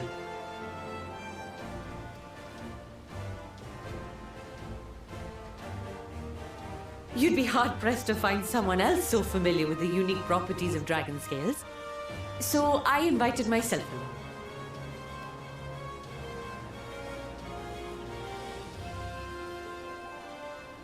Bugger me, this is so unbelievable. I've gone right back round to believing it again. Forget a 6% gain in efficiency. With all these goodies, we could get 7, no, 10, no, 14 bleeding percent. Think of how far we could go. What we could do with that much power. What we could blow up. If Kokol is duly convinced, then it must be true. In which case, the Scion's end of the bargain has been fulfilled. Would you not agree?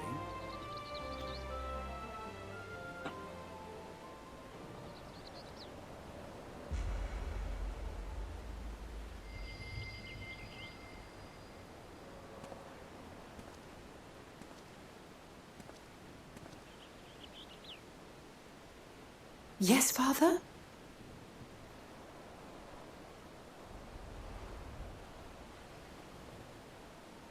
I know not what you seek of Hydaelyn, nor for what purpose you would take command of our ship. Yet this much is certain. To do so will be to dictate the fate of this star and the lives upon it. The lives of each and every creature, in their magnitude and their fragility. Do you understand? And are you prepared? We have seen and we have felt how much each life shapes this world. And so we are determined to abandon none. We understand what is at stake, and we are prepared to bear this burden.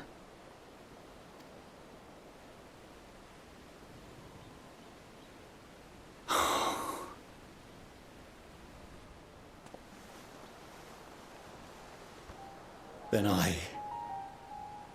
I will bear it with you. I beg you, share your struggles with me. As family. Oh.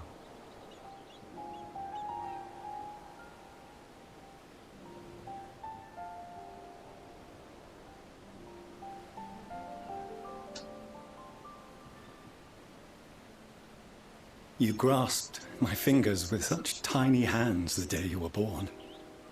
I thought my heart might burst. It was love and happiness beyond expression. Overwhelming. And a conviction so powerful that I trembled with something close to rage. I had heard the final days foretold. I swore to myself then and there that I would not let them steal your futures.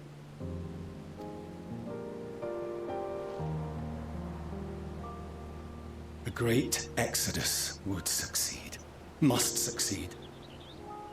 No sacrifice or sin was worse than the alternative. If anything gave me pause, 'twas mine own father. The Archon Louisois openly decried Charlian's policies, a perspective which I regarded with increasing disdain as I grew older. Yet even as part of me thought him a fool, perhaps I also hoped that he, of all people, would devise a brilliant means to save my children. A naive hope, but stubborn enough that I could never bring myself to keep you apart.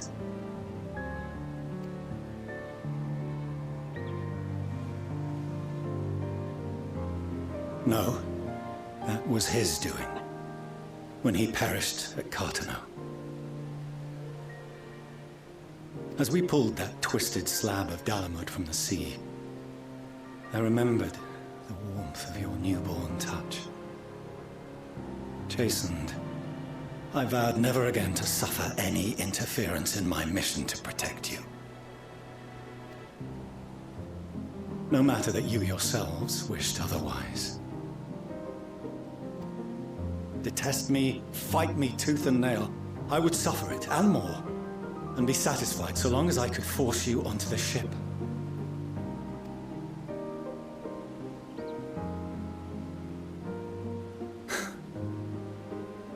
I was wrong. You two have grown so much stronger and so much wiser than I dared dream. You have earned the right to walk your own path, and already begun to do so. Good. Because there are things we care about, and people we love, and none of them is replaceable. Not a one. It cannot have been an easy journey for you to have come so far. We shall be glad to acquaint you with the finer details someday, once this danger has passed. All that we have seen and heard, that we have felt and learned in our travels. Ours is not a kind world, but it is beautiful. Always. Oh no. Are you quite sure that's wise? After all, someone turns pale and flees the room when he sees so much as an envelope containing word of your adventures. Whatever will happen if he learns what you were really up to? Millions.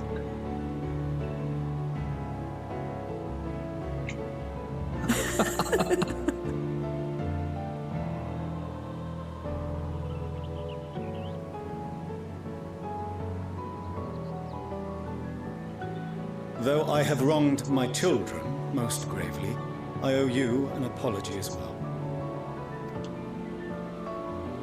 I assumed that it was the Scion's influence that made them so keen to charge headlong into danger.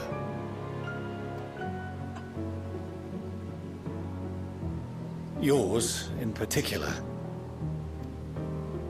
I see now that said influence instead brought them together with the many fine people gathered here today. In which case, I hope you continue to guide them.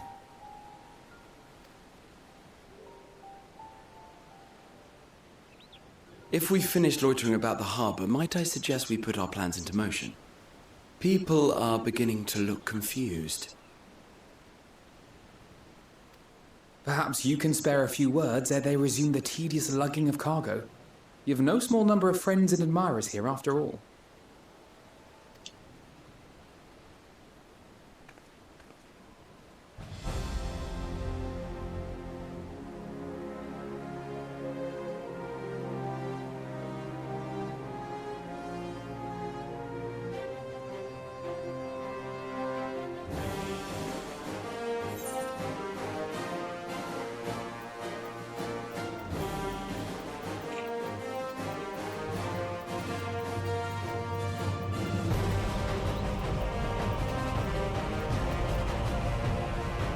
All of these are going to be the same response anyway. With me.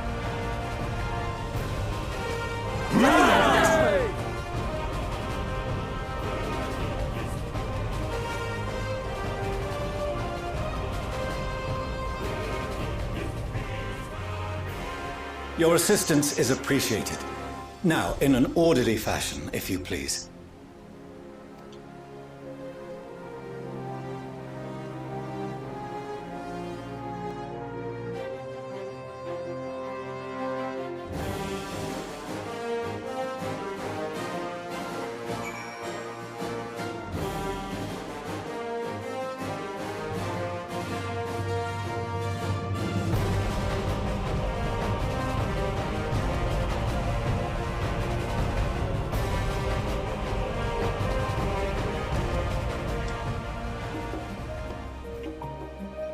I thought I was gonna be able to talk to everybody.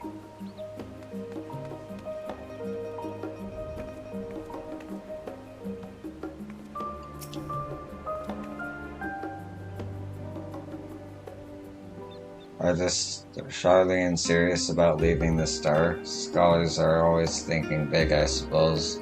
A humble merchant such as I can't even wrap my head around the idea.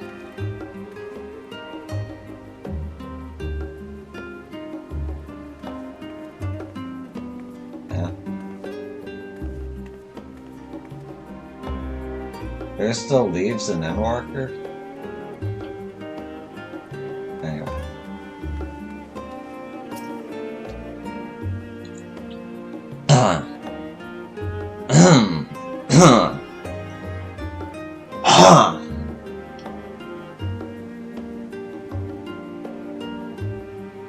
My throat hurts from directing so many people to Labyrinthos, but that only proves we got our money's worth. I apologize for not informing you earlier of Aaronville's involvement. He was something of a contingency plan. Thank goodness we had him and his fellow gleaners at hand, though. It would have been monstrously difficult to locate Sid and transport the Hanish delegation here otherwise.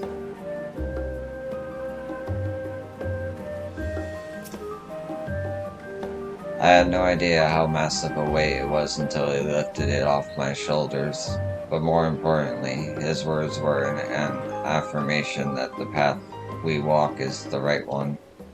A part of me might have been satisfied so long as my family and friends survived the final days, but to save the star is what we all want most, and if those same people believe that I can help see it done, who am I to say otherwise?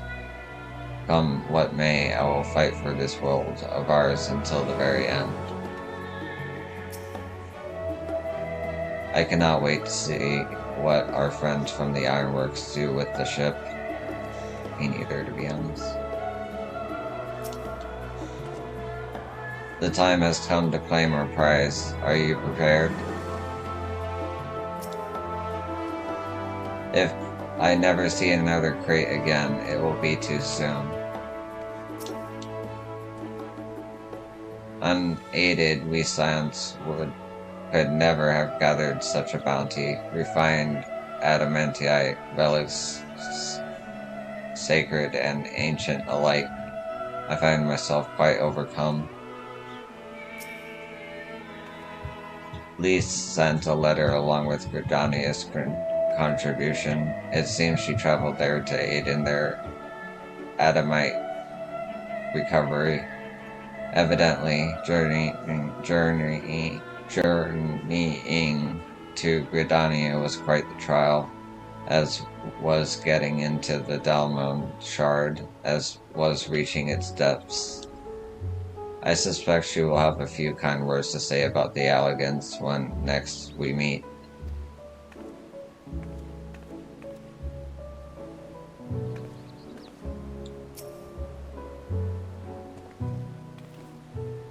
We finally managed to clear the harbor, which means the rest is in the engineer's capable hands. Meanwhile, Father has issued to us an invitation. As was agreed, he will reveal the means by which Heidelin may be contacted. We are to meet him at Aperora when we're ready. Given the vital knowledge she holds, I suggest we leave without delay. It transpires, however, that the Foreign's method for speaking with her is not without risks. I am curious to hear what those might entail, but regardless, be warned. Most of those who arrived with the adamantite have offered to stay and see to any remaining tasks that need doing. The Forum has already asked my assistance in overseeing the process, so you needn't worry about a thing. Thank you, Tatu. We're off to Aperora then.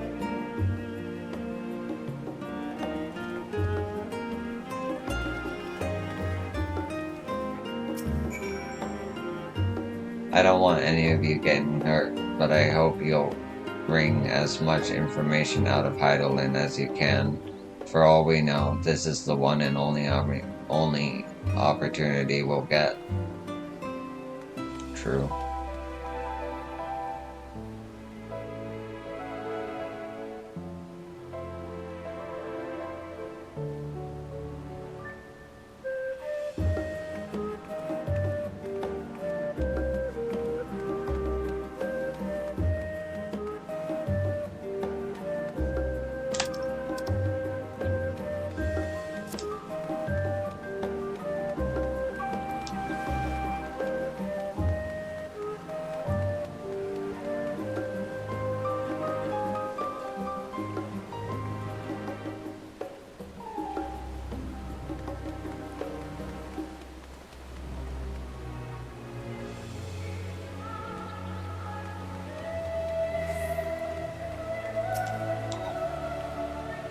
The waves are looking nice and calm. Accidents around here are rare, but it pays to remain vigilant.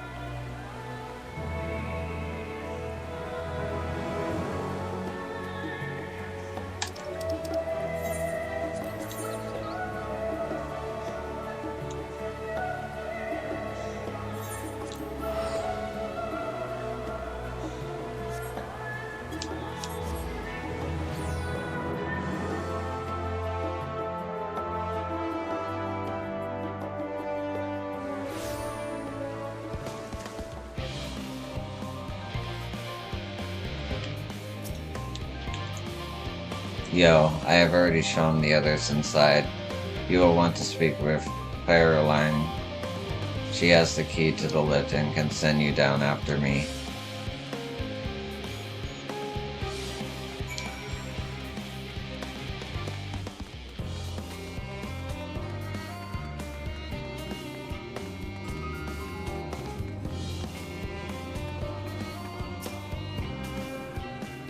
You're with Master Forchant, yes? Just step inside the lift here.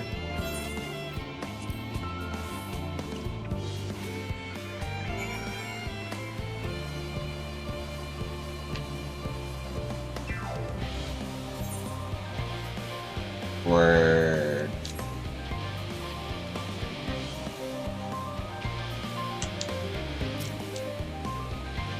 From here, we are to proceed to the heart of Labyrinthos and its most closely guarded secret, the Amuzen.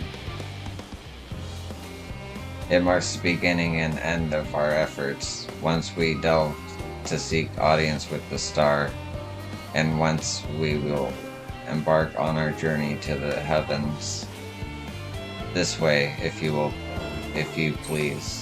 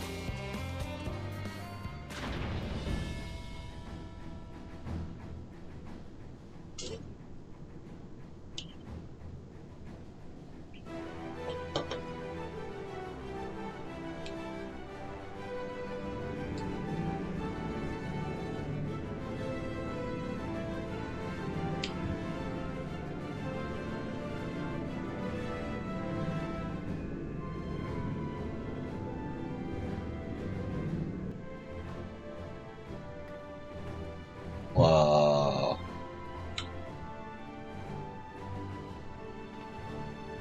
I bid you welcome to Thamuzian.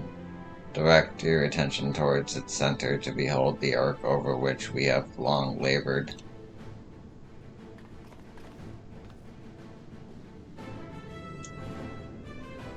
As you can see, 'twas designed as a medium-sized craft, the better to reduce fuel consumption. Miniaturizing magics have been applied to its interior to ensure that the thrust-to-weight ratio does not place too great a limitation on its freight capacity. The ether burner, as you know, has been removed for further modification, but we shall reattach it soon enough. I have received word that Kokol and several of your allies are working on it with an intense favor. They are sure to see it done. 'Twas by their expertise that many a prior disaster was averted. If anything, I fear they will not afford us much time for speaking with Heidelin ere they finish.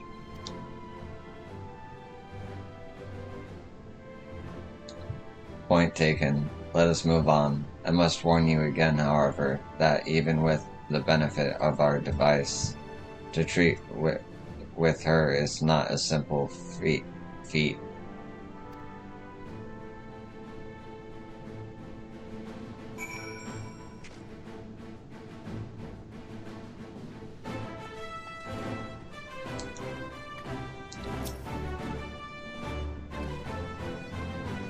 To think how many generations labored for this end, and that we aim higher still. We must spare no preparation, and that means speaking with Heidelin, no matter the cost. I can well imagine the zeal with which they are working on the Aether Burner, and all I can say is that I'm glad we have something to do other than get in their way. Once it's ready, we'll see to it that the ship is put to good use. We must learn of Heidelin's greater plan. We can only hope that she also knows the current location of Meteon.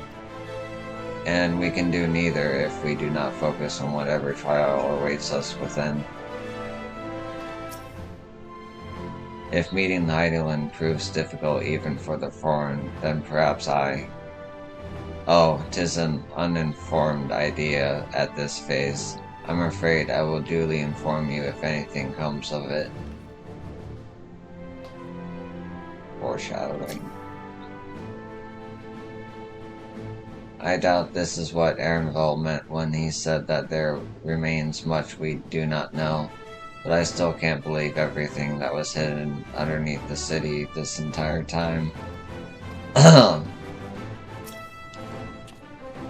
It was the Allegan to first combine the mechanical and ethereal sciences into a revolutionary discipline. Given that this ship is nothing short of a technological marvel in that precise vein, Allegan salvage should suit it well.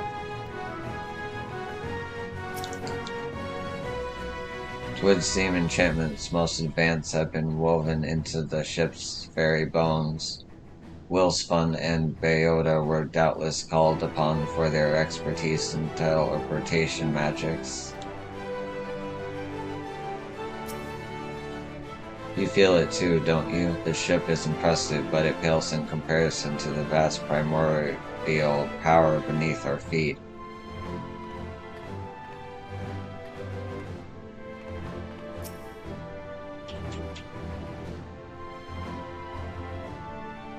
I have done what I can to impress upon you the gravity of what lies ahead. Are you prepared?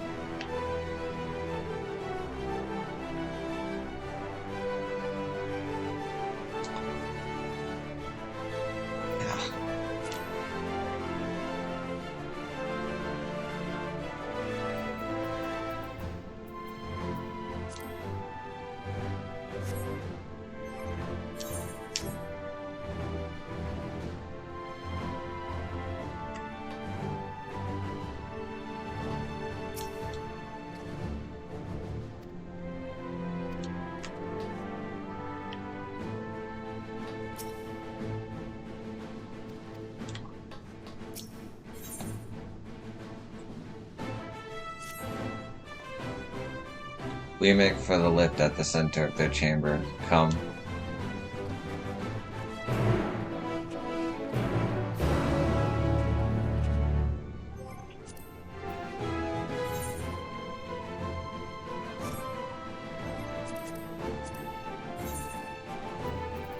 Level 89 quest. We're getting close to the end of the base game of Endwalker.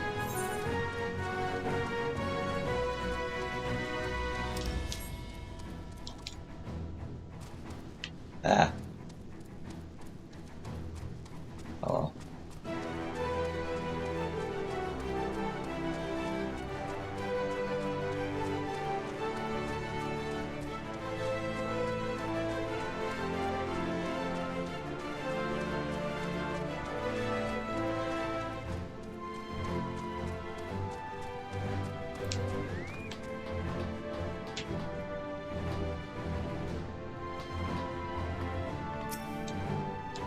I doubt there's anything worth worrying over, not for Heidelman's champion at any rate. They must employ a full-on court of engineers just to maintain the lifts. Am I the only one feeling terribly nervous? Surely not.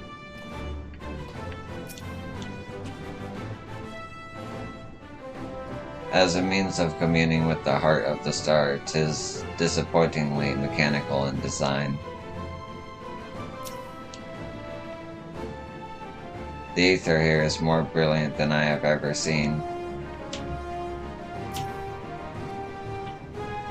This doesn't strike me as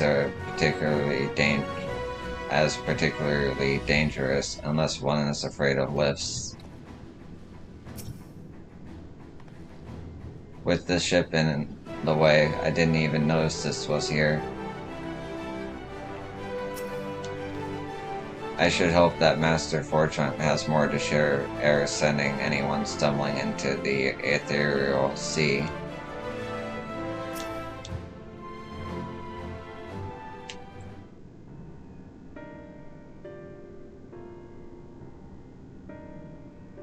As you all know, alongside our physical world exists an ethereal plane, what we refer to as the ethereal sea.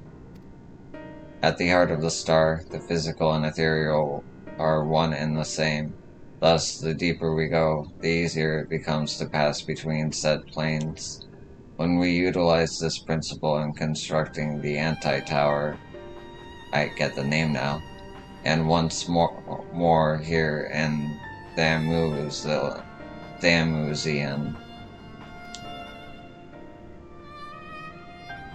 No sooner did the Forum decide that an exodus from the star would be necessary than it began work on this facility. Our work culminated in a device that allowed us to peer deeper into the ethereal sea than ever before, in search of Heiderland's ever fainter echoes. The Aita scope. And you communicate with her through this device? For a time, yes, but since the 7th Umbral Calamity, it has been rare to hear even a whisper. Interesting. If you wish to reach her, you must journey closer to the center of the star than we have ever dared, beyond the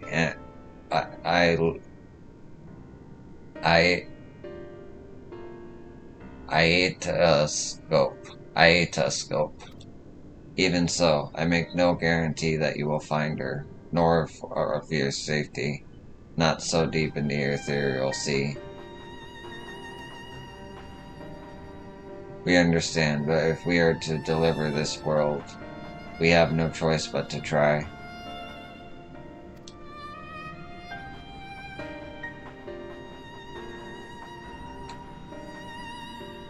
I know. I only wish we could do more than observe progress from afar.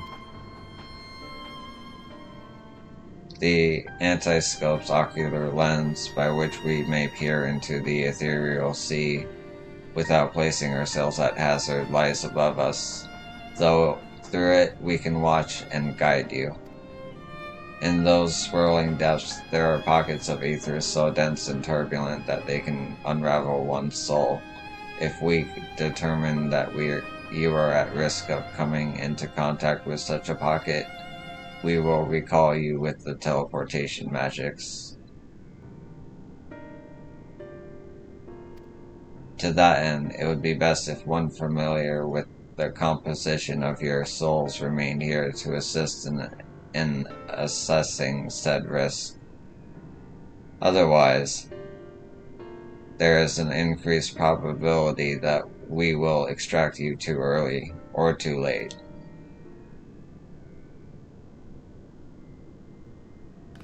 Please, allow me. I have thought upon this much, and, in truth, I do not believe that I am fit to join you in the trials ahead. The events at the Tower of Babel drained me, yes, but even before that, your capabilities far outstripped my own. This is no time to have a weak link in our vanguard, no matter how much she may wish it to be, wish it were otherwise. If I assist in the manner that Master Fortune has laid out, however, I may still be of use. Will you trust in me to do so? I can think of none I trust more, compared to all that effort you put into keeping us alive while our souls were in the first. Preventing us from dissolving into ether on a single expedition ought to pose no challenge at all. And even if we did, I expect you would hunt us down and restore us to health somehow. You flatter me, but rest assured that I will be keeping a close eye on all of you. There is one more thing. Those in ages past referred to the ethereal sea as the underworld, our final resting place.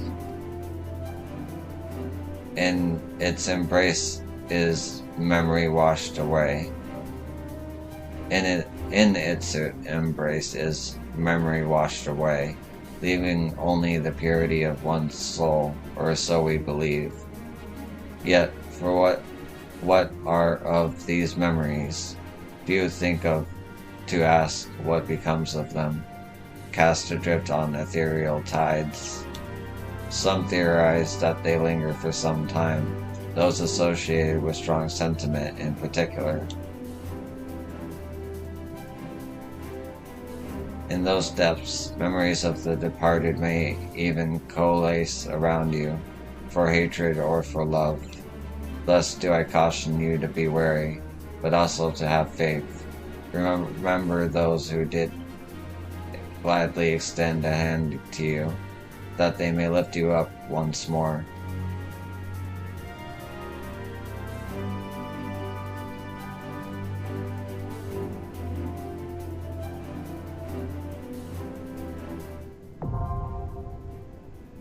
Oh.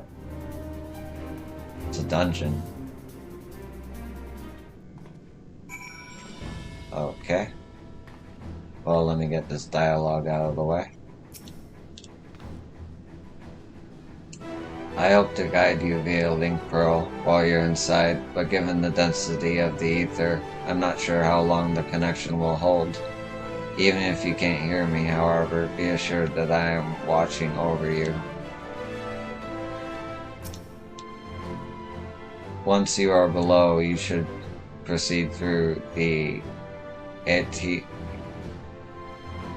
Iatascope to the central observatory. That is where the objective lens is located. We can manipulate it to direct an ethereal current deeper into sea. Though I shall assist you in every way possible, this is your journey to make. When you are ready, I bid you step forth.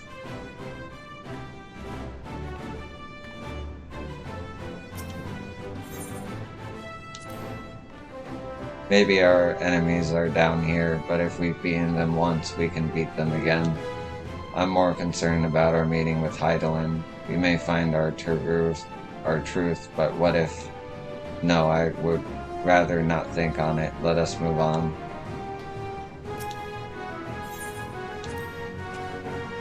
We have always tried to do the right thing, but we have not always been kind nor merciful. I should not be surprised if some few harbored resentment for us as they passed on. We must face these truths and meet them as they come.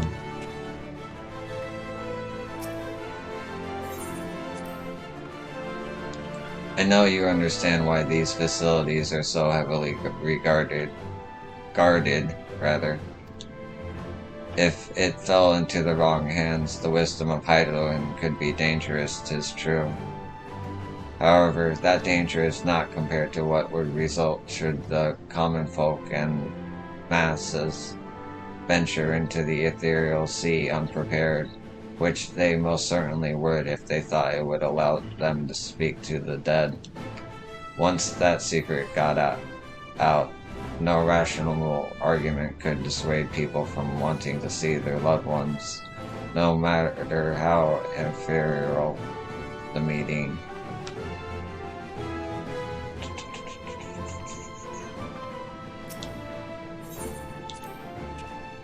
If Heidelin be unwilling or unable to divulge Metion's location, I shall see our comrade delivered to the moon, one and all.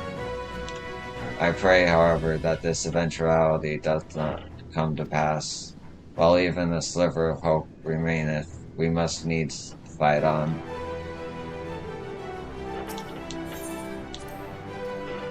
I cannot help but think of those who were transformed into beasts. Their aether dissolved into nothingness, their souls forever lost. Yet I dare say Fandaniel still wonders the ethereal sea, as do ancients who gave rise to zodiacs, setting in motion so many cataclysmic events.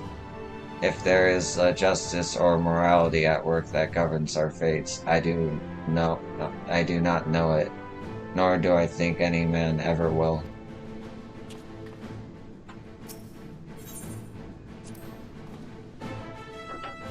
If some part of them remains in the ethereal sea, do you think... Forgive me, that's not why we're here. And no matter what happens, she'll always be with us, with Reem most of all. She'd tell us to live for the here and now, to do what must be done, and we will.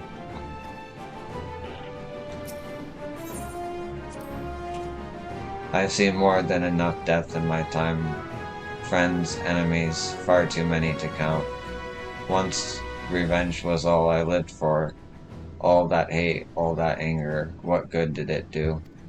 None, that's what. Way I see it, there's no point living for the past. It's the present that needs protecting. Okay, that's all the dialogue. I'm gonna take a quick break. Level 89, so I can't use my second bar. That sucks, but alright. I'll be back with a dungeon. I'll be back after the queue is up for the dungeon.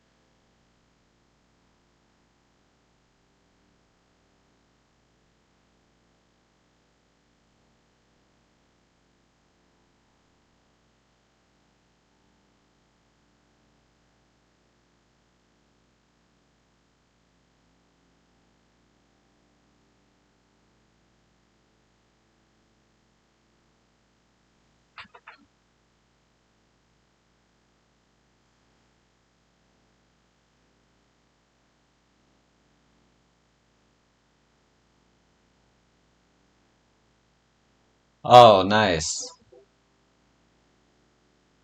Uh, I don't know how quite to pronounce your name. North Side Giant 86? Yeah, nice. Yeah, it's my first time playing through it. Glad you're keeping along. Sorry I wasn't there to respond if you're not here anymore. 'Twas on break.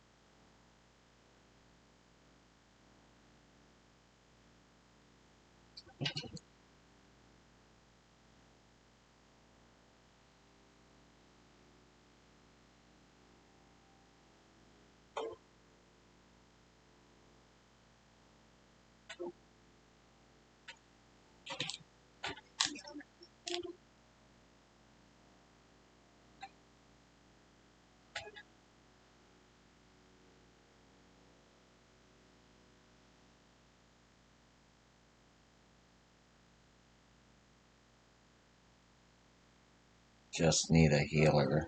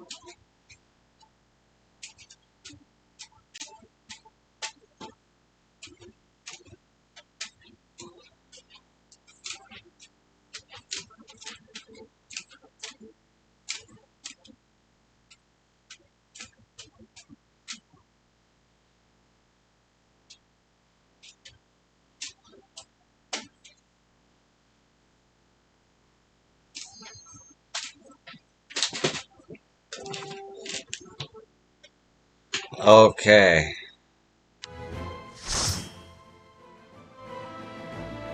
And we're back with the dungeon.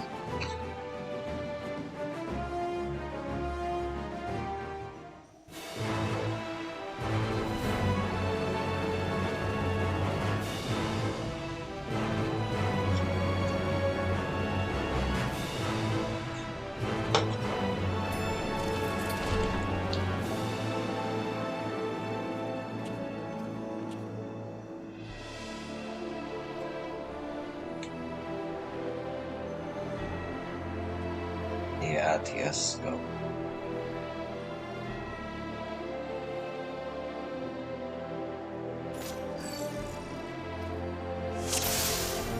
All seems in order with the lens, and I trust you can hear me. Those things are pure malcontent, the residue of lives unfulfilled.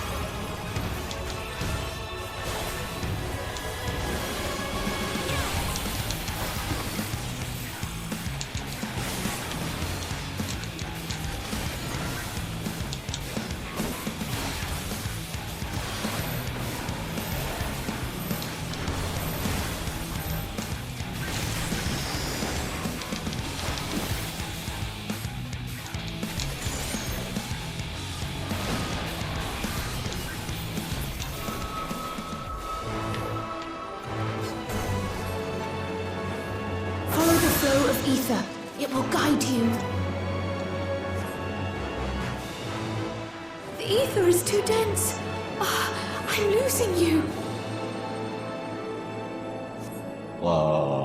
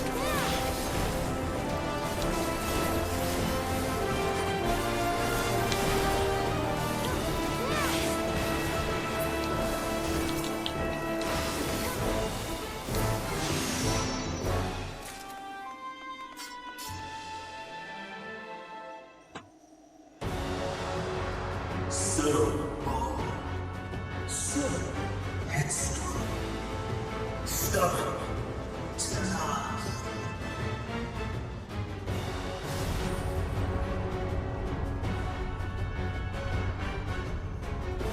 But this is as far as you go. Oblivion beckons!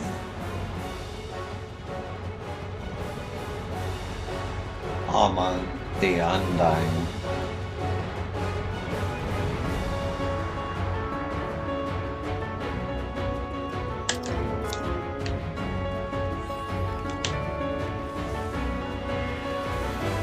Many faces have I worn, but this is my favorite by far!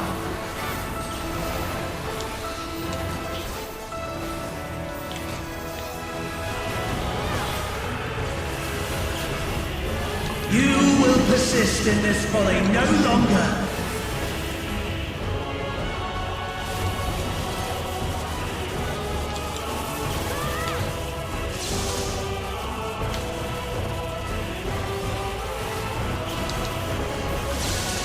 The stage is set!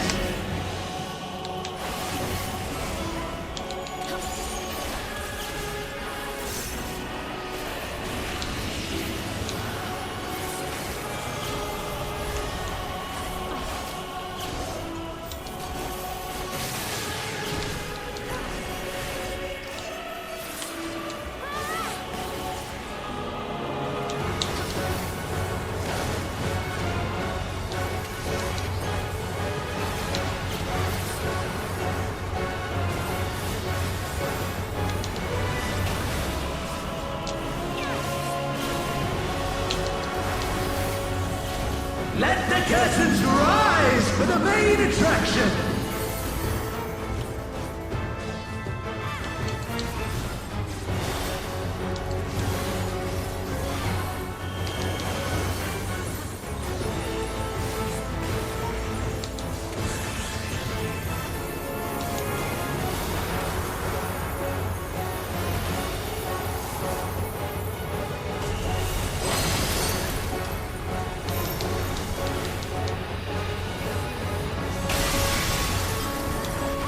My, what a boorish audience you are!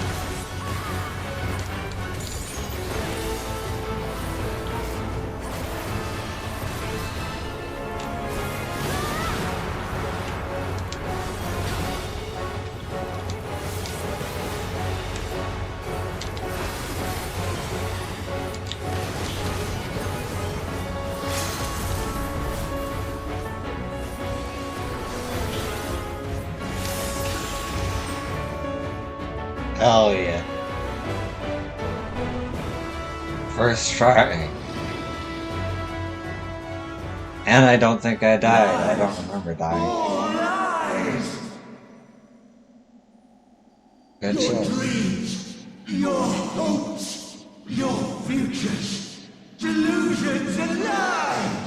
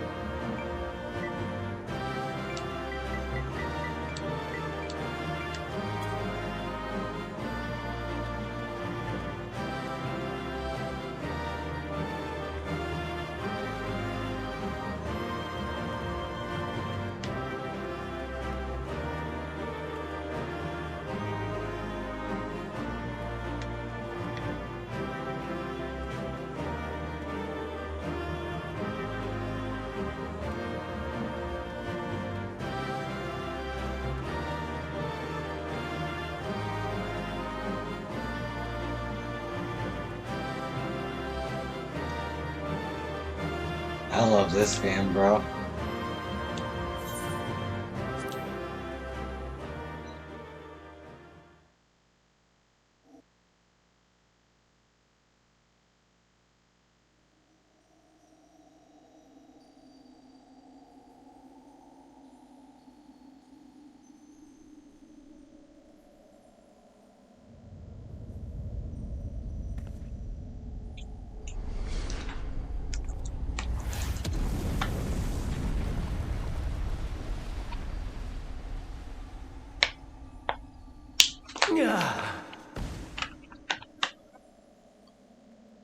My very essence begins to wane.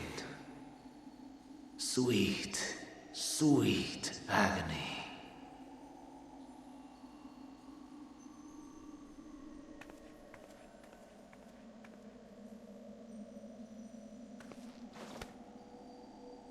Leave this to her.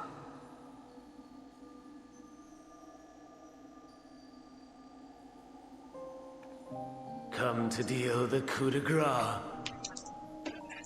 Good. Watching you struggle against the inevitable is bad comedy. Erase me from existence, soul and all.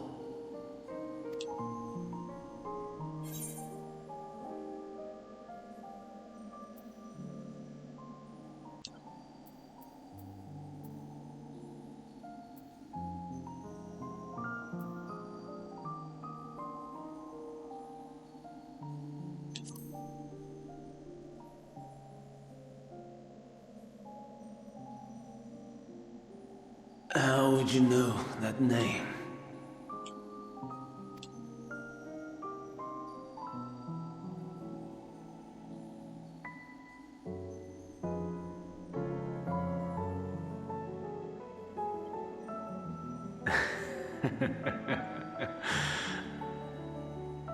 Then it was you. In Elpis.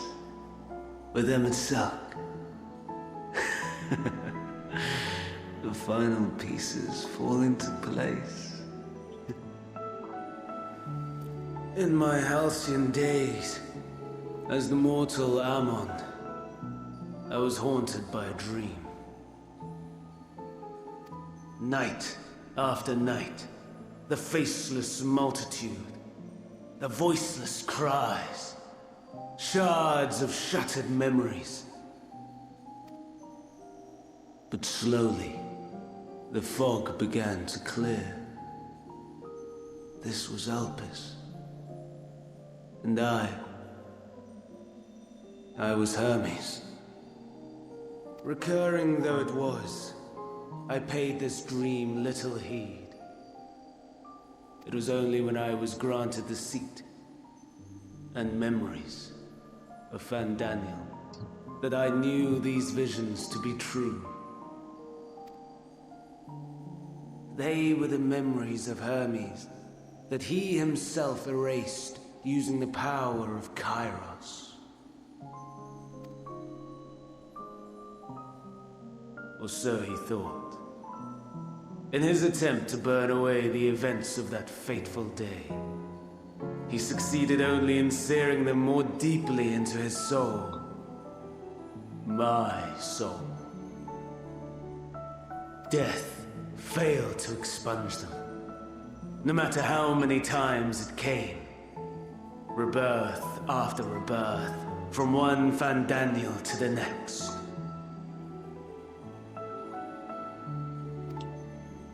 I wonder, is Emet adrift somewhere in this ethereal sea? In defeat, finally remembering your time together in Elpis? How it must gall him to be entrusted with knowledge of the final days, only to be rendered powerless to act upon it. So many lifetimes dedicated to restoring his beloved Amarok in blissful ignorance. Oh, folly. But make no mistake, my life as Hermes is not the reason I invited the world's end. I have lived. I have struggled. I have dredged the very depths of despair. And in the detritus of existence, I found the truth. I served a great ruler, powerful beyond measure. The world his dominion. Yet even he and his vast empire were destined to fall, to become one with oblivion. At the end of life's journey lies only death. So I ask you, why live at all? We betray, we torment, we murder. We are wicked, spiteful creatures, without exception. If life is so sacred, so precious, why fill it with such misery? Man wallows in a hell of his own making without purpose or meaning. To live is to suffer, and I would end that suffering by my own hand. It matters not if it flies in the face of all believed right and just. Death is the only solution!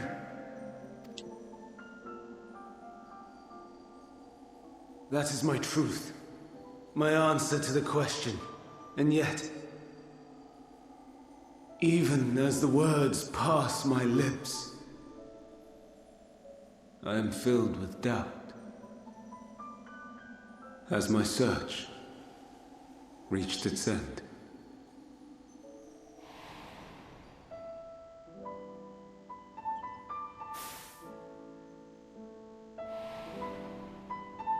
Was this the only way?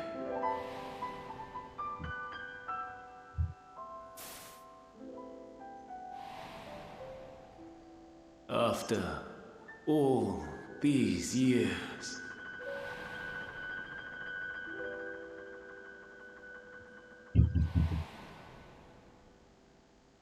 is this the answer I was hoping for?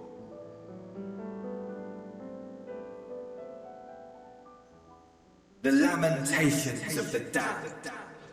How it vexes me to see your conviction falter at the last. Fandaniel, still clinging to existence, I see.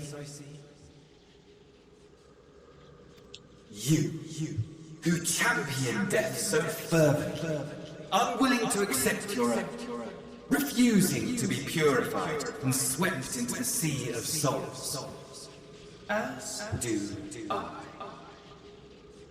We prisoners to men, watching as the world turns. Though unlike me, you will be spared the ignominy of having your corpse made a puppet, dancing to another's tune. Is that Arsahi? How very astute. But let me be clear, I have not come to consort with the likes of you. Nor have I come to bemoan the state of the world following my untimely demise. In fact, I delight in mankind's downfall and the anguish it brings the savior of the savages. If I played some small part in the chaos, all the better. Not that I was in any position to resist. But to be made accomplice to the betrayal of Lord Xenos. I would die 1,000 deaths to exact my vengeance.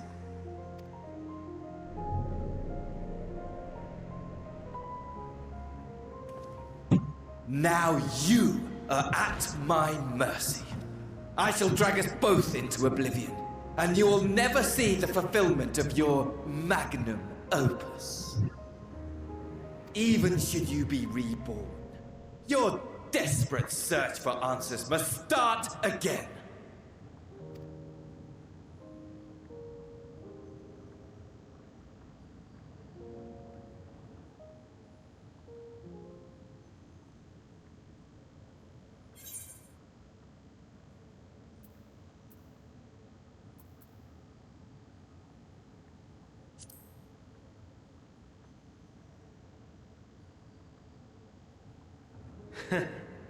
And what might that be? My wish is all but granted. To die and take you all with me.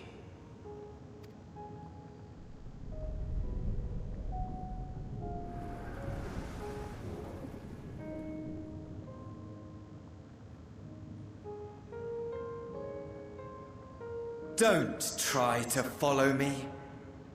I had more of you people than I could stomach in life. Never mind in death. Likewise. I pray we do not meet again. You had better hope not.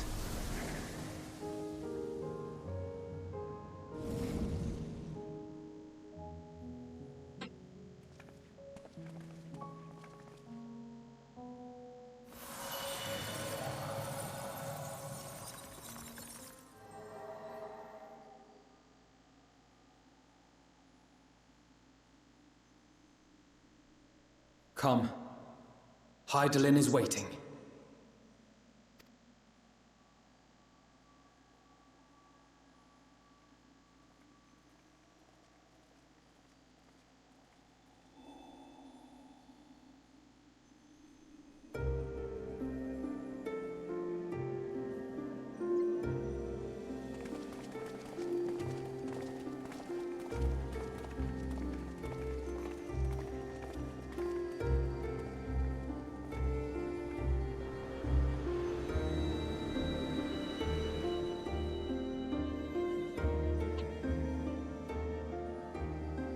Brave travelers, I welcome you.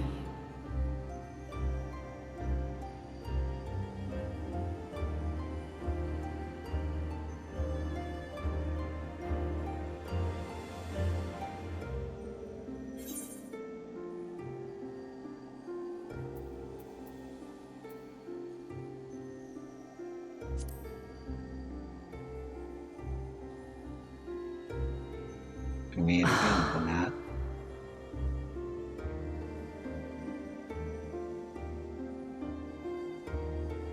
I see. Thou didst journey unto Elpis.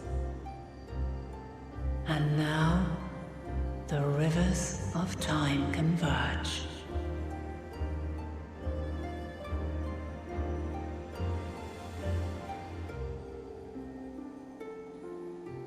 I know why you have come.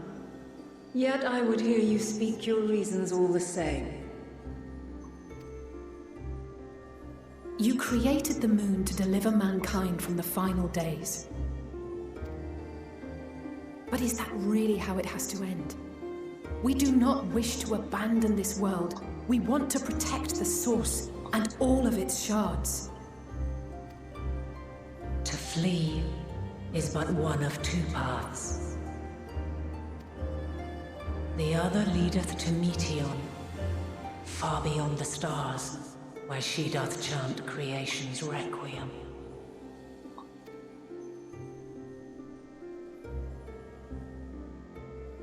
Her domain is formed of dynamis, pure, absolute.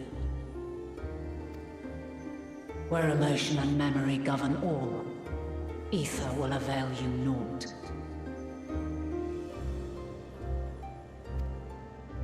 Meteon hath gathered the pain and despair of countless stars, and to go unprepared is to go unto your doom. We'll beat her. We'll win. I swear it. Is what I might have said once. After everything I've seen, all the times I've succumbed to my own anger and fear. I can no longer pretend that courage and faith will be enough. But are we truly so powerless? That our only choice is to flee?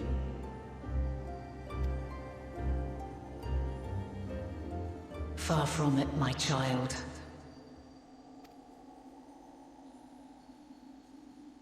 Long ago, the inhabitants of myriad stars, many more prosperous than Atheris, sought to free their worlds from life's woes. Sorrow and anger, conflict and hostility, despair, and even death itself. But as Meteon reported, every attempt ended in failure. Darkness abideth within every living being and can never be cast out. Neither reason nor faith can challenge this immutable truth. To live is to suffer. And in suffering, find strength and purpose and hope. As you have done so many times before.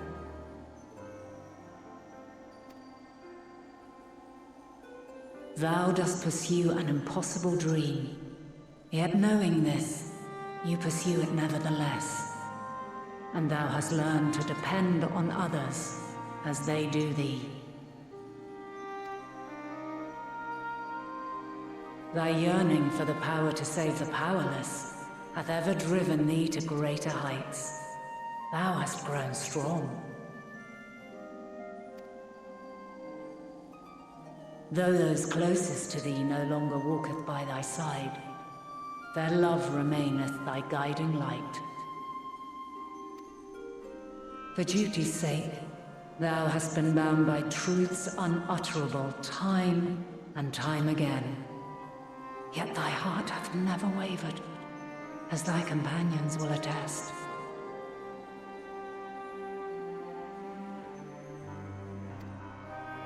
In thy pursuit of mysteries great, all thou believest is brought into question.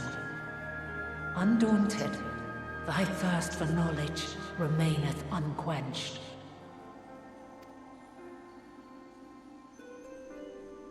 The fires of hatred that once burned in thy heart burneth no more. From their ashes doth spring the light of love, warm and pure.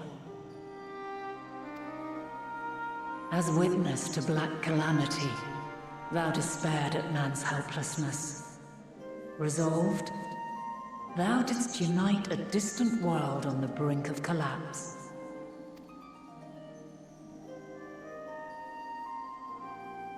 And thou, my champion, when all did seem lost, thou never abandoned hope. For every trial and every foe that did bar thy way, thou hast proven equal to the challenge, drawing courage from the many bonds forged on thy journey. You have all known despair, And though the end approacheth, you walk on, heads held high. Therein lieth your power, the strength to silence the song of oblivion.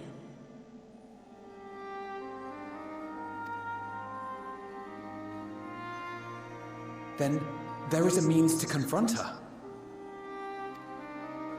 Yes, if you should prove yourselves worthy. Hark!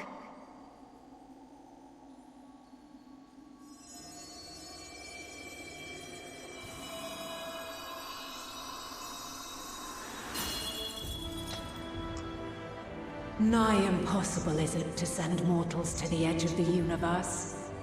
Should you fail, there will be no second chance. As the will of the star, I ask of you this. Do you possess the fortitude to stand firm when all around you doth crumble? Do you possess the faith to vanquish despair itself? Should you lack the strength to best a supreme deity, I cannot allow you to make the journey. You must leave this star and never return.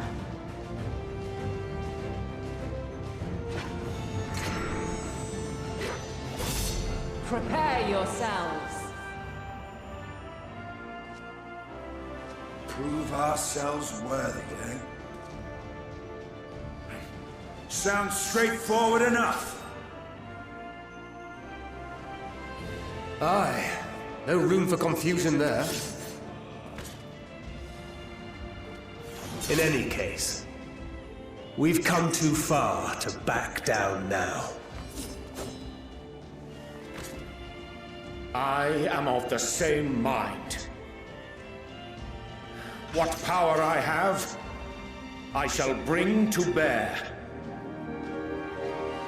The three of you seem to be forgetting who we're up against. It's not every day we battle a divine being of untold power. Well, not quite every day. Do try not to get underfoot. Needless to say, there'll be no margin for error. Let us hold nothing back.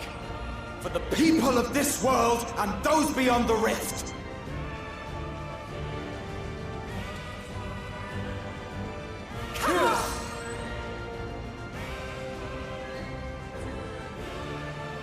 Alas, the question I posed to thee in Elpis hath remained unanswered these long years. I would hear thy response, warrior of light, shouldst thou emerge victorious.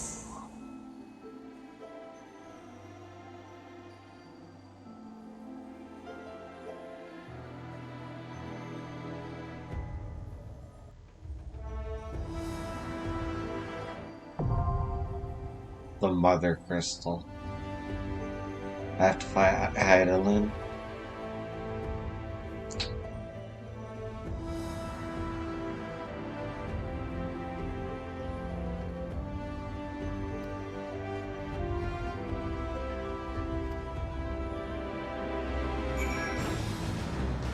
Can I talk to her?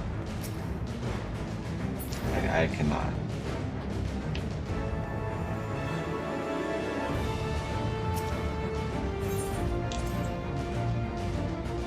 Pain and despair, we're old friends. I've lost count of the times I've cursed my own powerlessness. But it's the blessed moments in between that I choose to hold in my heart. Memories and possibilities. I fight to keep those things alive. Minfilia and Rain, to say nothing of you lot, I know would never settle for less.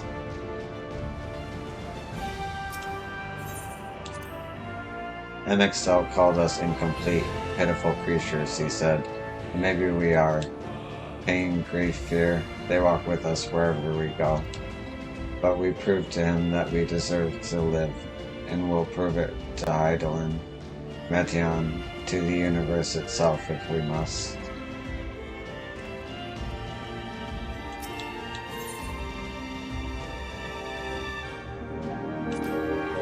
From the ruins of sundered paradise did she rise to grant the star new life, as its will, long as she labored to guide her children. Make no mistake, this trial puts to proof Heidel's own faith.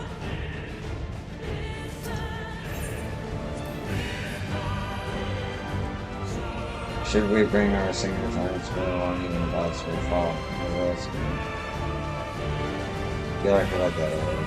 Alright. Your strength is the courage to confront your failings and accept that you are worthy of another chance. To rise from the ashes while the fire still burns, bloodied but unbowed. Then my friends have made me strong. Never in the past, present, or future have I found only happiness. To live is to be ever beset by hardships, great and small.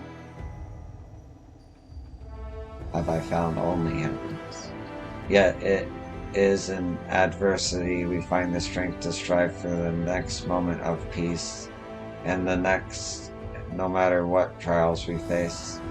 By this strength have the will of gods been defied, and fortunes of men been forever changed.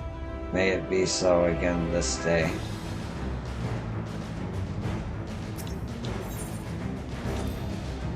What, surprised to hear me and love mentioned in the same breath?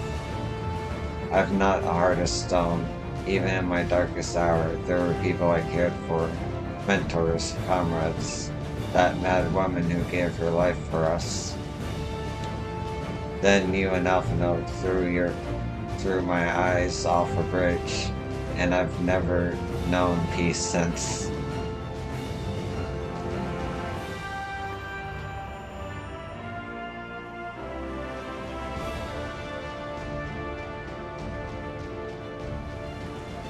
Oh, I was not expecting to fight Heidel.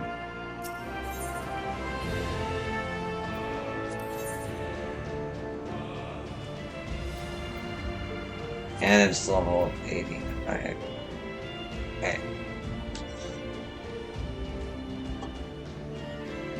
Hell, what's the finale gonna be? Alright. Oh.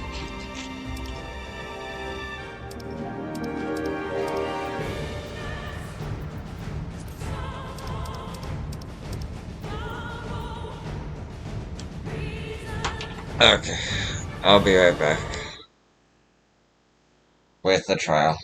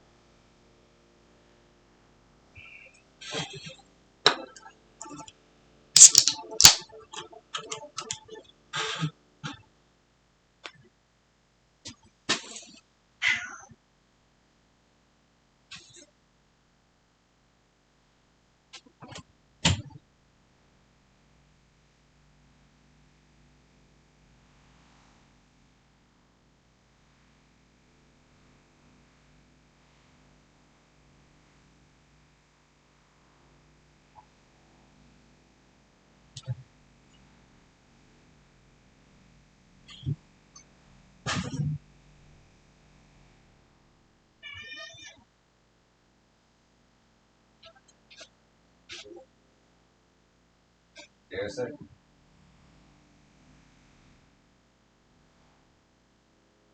Of piece of work I get to forgot. That's great.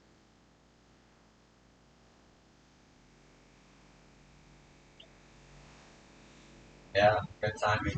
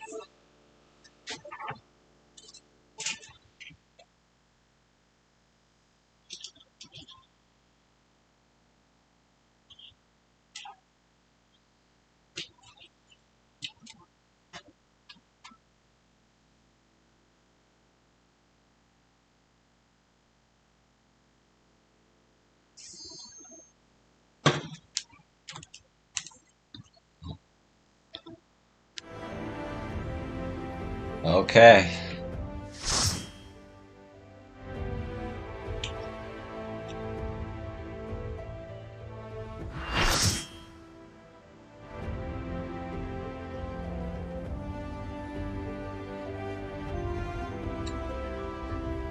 Question mark.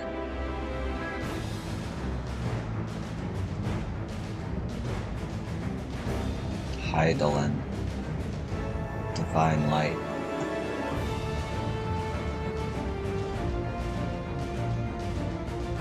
I, the last of my kind, shall test thee. Come, prove thy worth.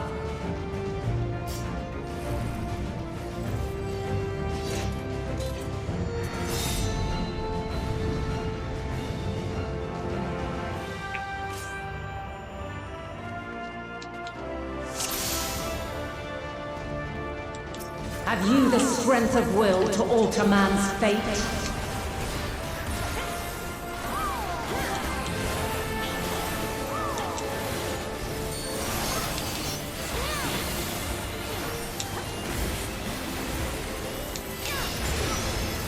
A change of arms. May the test continue.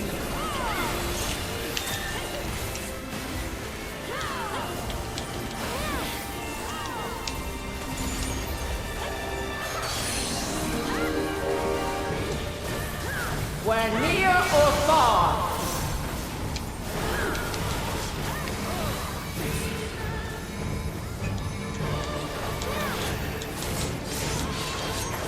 And now this.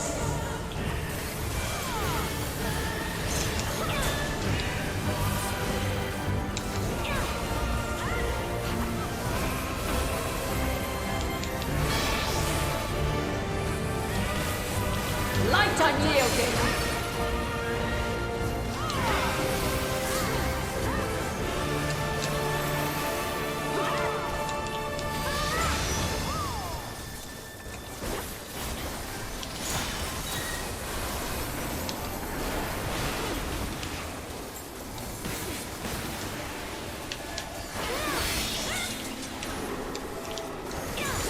By blade!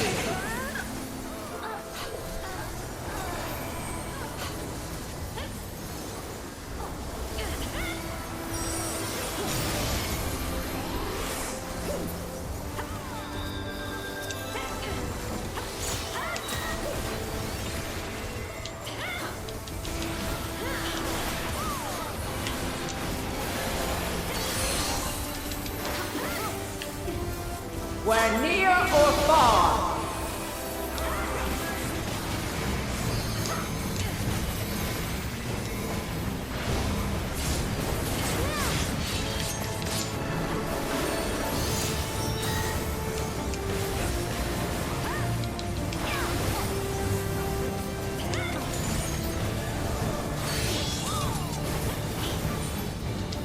By blade!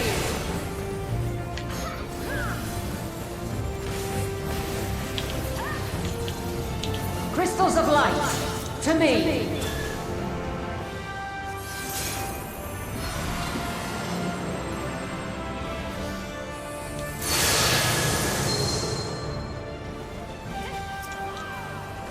Here!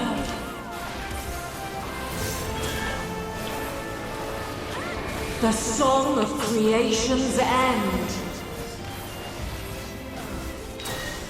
Feel.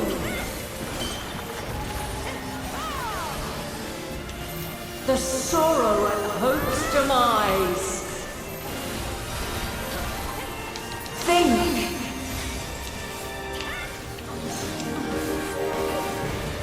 And find your way in the darkness.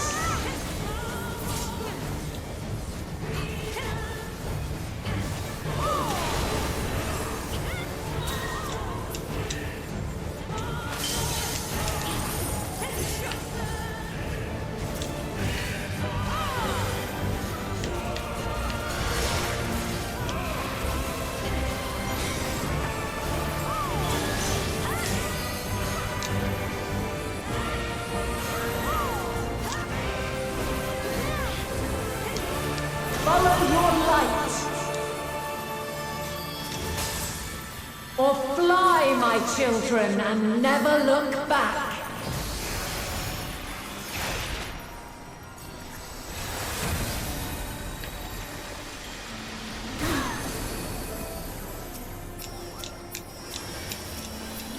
Then you are resolved. But this test is far from over. By crystal's light.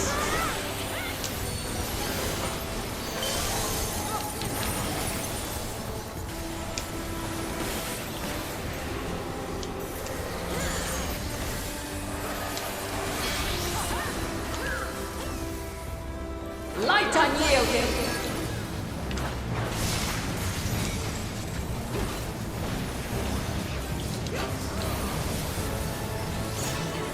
Refulgence eternal.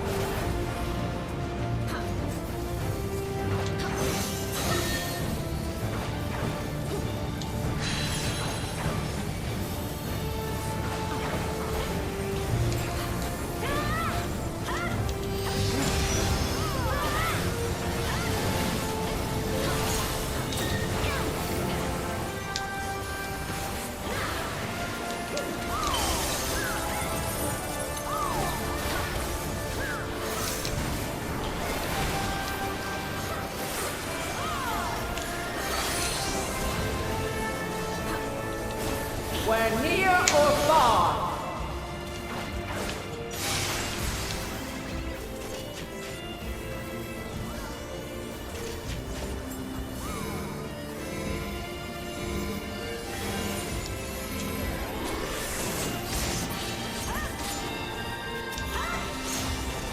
Where high or low.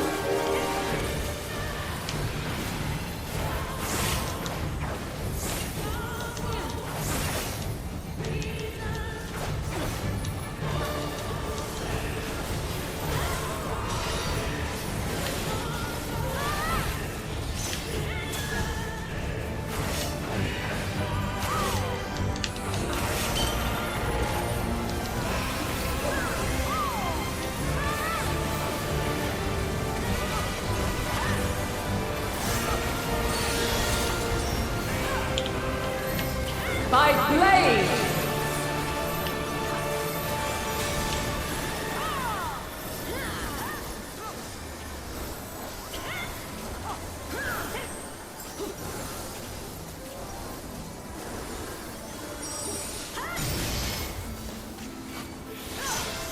Succumb not to fear! Cat jumped. Yeah.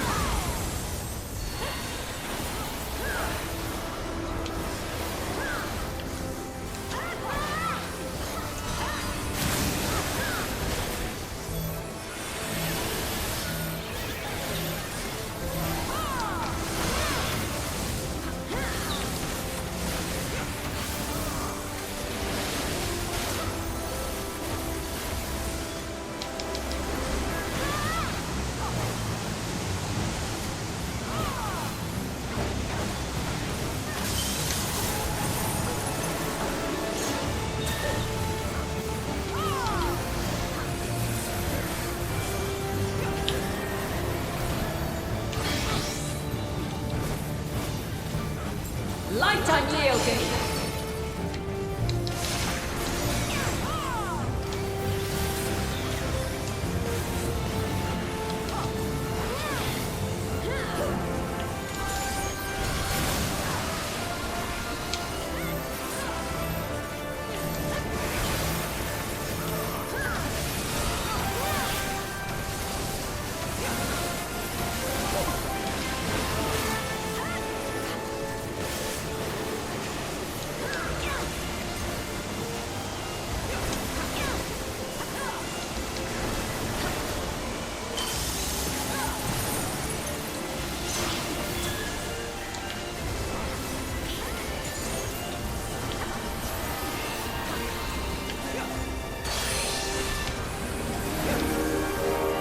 Where near or far.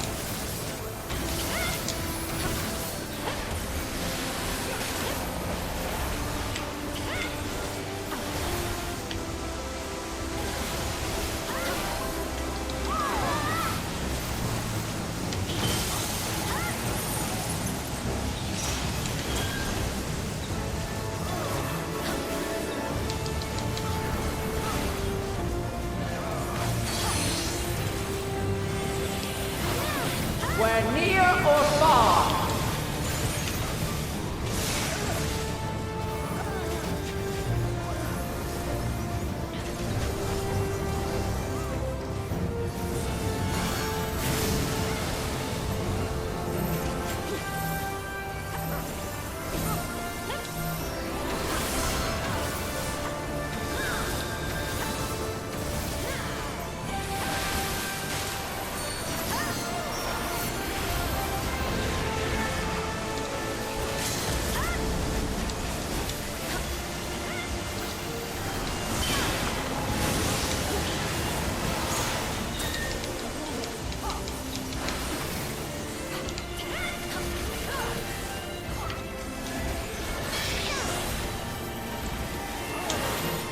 Light unyielding.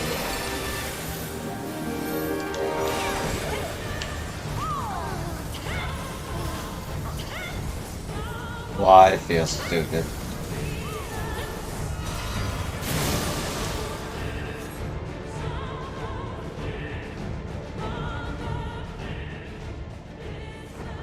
Still, good fight though.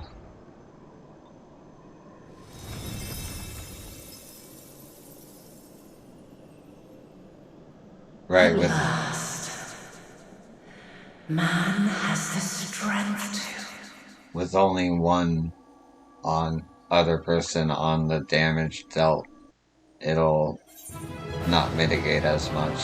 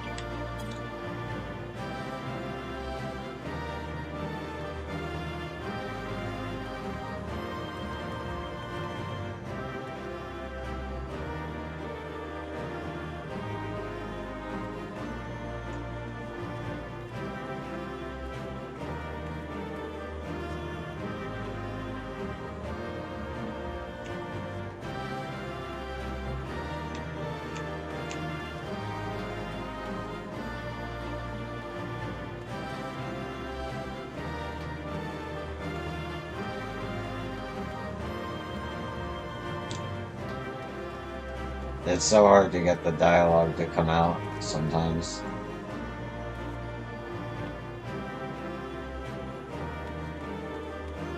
What do you say? Can't I? They should just let you talk to them, honestly. That'd be cool.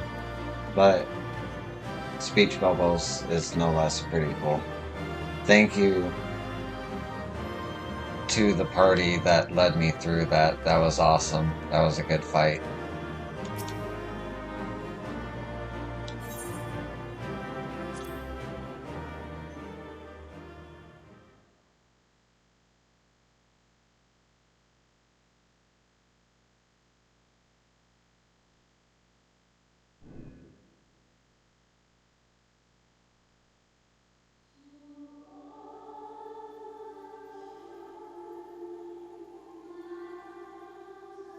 Wait, did I just kill Vinat? No!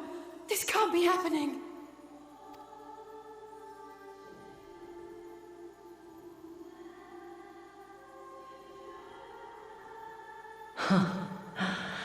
Though my power is in constant flux, I have always kept a reserve for this very moment. It was a true test of your prowess. You have done well. There is one thing I must ask. By sundering the world into 14 shards, the ether of all living beings too was divided. This reduction would in theory allow us to more easily interact with Dynamis.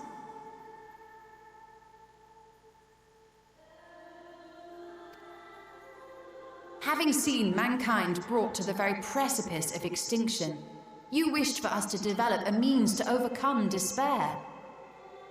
You believed we had the potential, and sundered all creation to see it fulfilled, to deliver us to that swirling maelstrom of Dynamis in which our foe hides, and grant us the power to defeat her once and for all.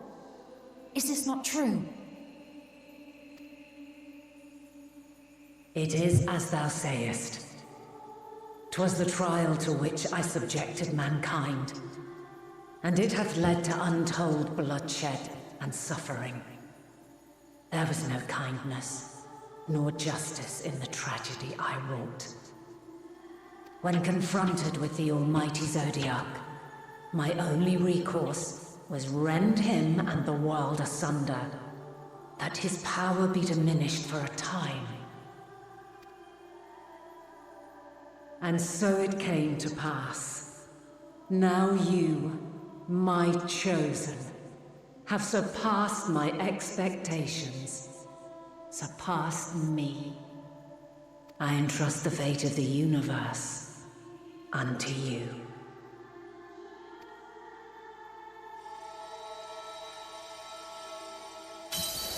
This crystal contains the memory of Meteon's passage through the stars. Deliver it unto the Loperites. They will guide you to her.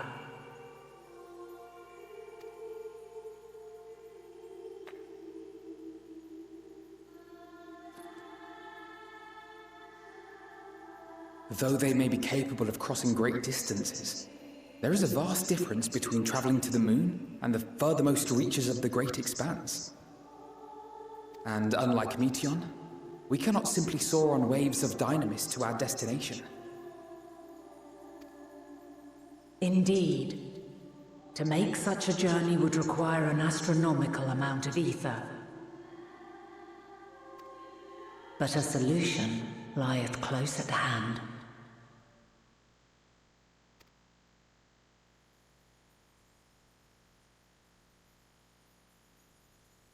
Of course. Yes, my child. Ever since I became the will of the star, the ether drawn here had slowly crystallized. They who have answered my call know it well. While I have remained hidden, it hath become the embodiment of the planet's will in my place. A faceless, omnipotent force of nature. The Mother Crystal. Our final hope.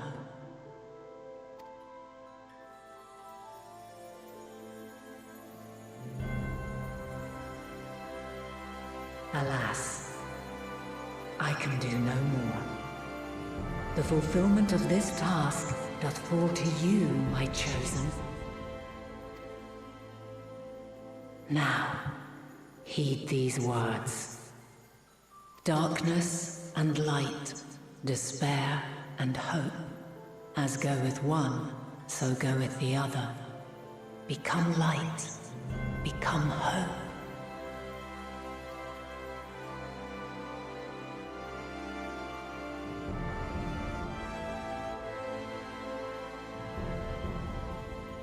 I have a gift for thee.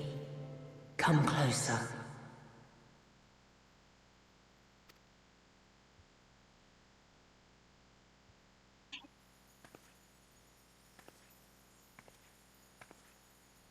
Long have I searched for a means to safeguard the future of this star.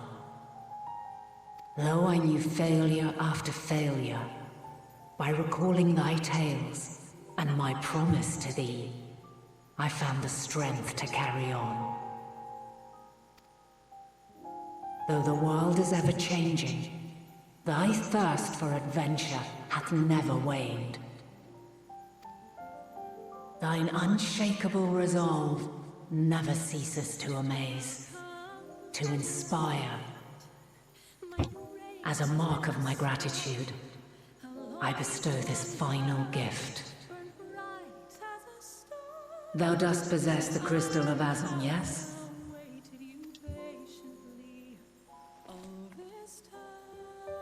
As Heidelin, I reside over the forces of stasis, tranquility, peace. The laws which impart stability to existence itself. I will weave this self-same power into the crystal, granting thee mastery over matter, to give form to the formless. Use it wisely, or it will not last indefinitely.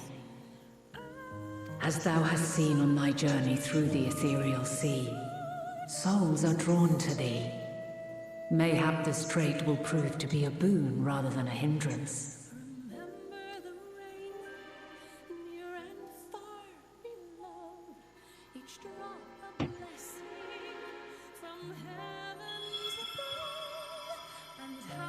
It is thy hopes and prayers that enable Azam's invocations and give them life. So keep them close. But pray, remember this. When the way forward is hidden, even from the mind's eye, look not to the invocation, but within yourself. These were the words of the crystal's original bearer.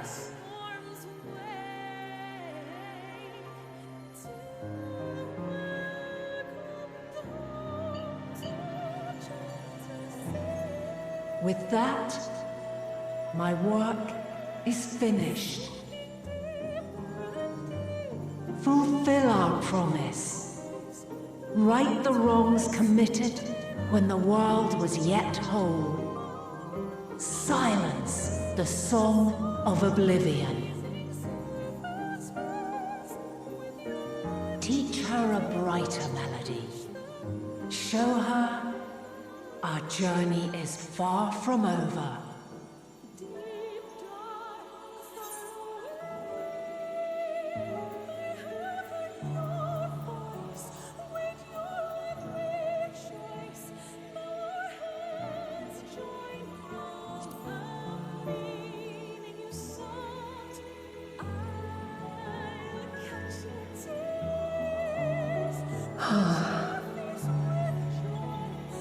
Of this, I have no doubt, for yours is a light brilliant beyond measure. Long after I have gone, though not even my soul remaineth, my love will be with you forever. My dearest children.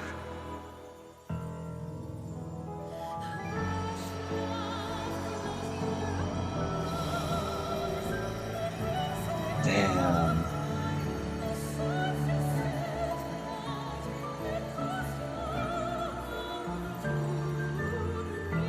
I really like not idling.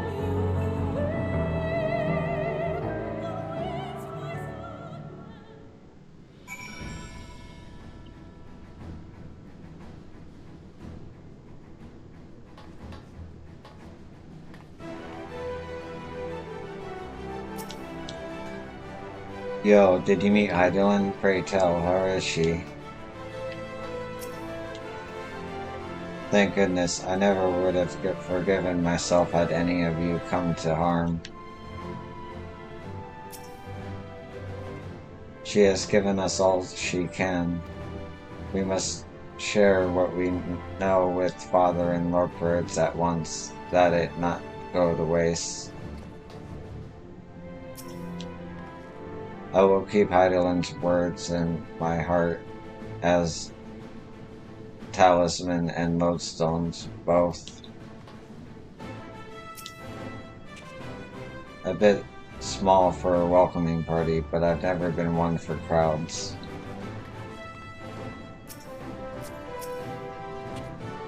She and Heidelin were two of a kind, weren't they? Full of love for the star and its people, always holding to the hope for our future. Far be it from me to refuse Heidelin's own words, yet even if her actions were neither kind nor just, we can yet give them a nobler meaning. We can make her faith the salvation of mankind.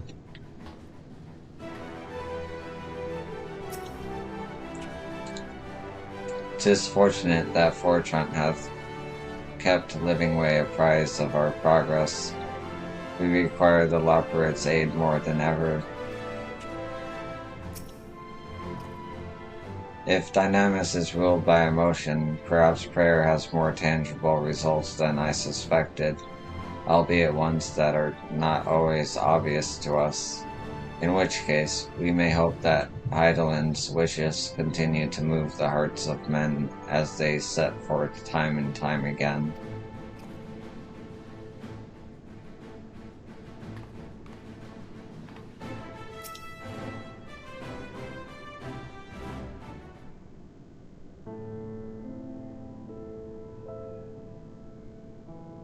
I am glad to see you well, though we could roughly place your souls deep as you went. We could neither see nor hear you.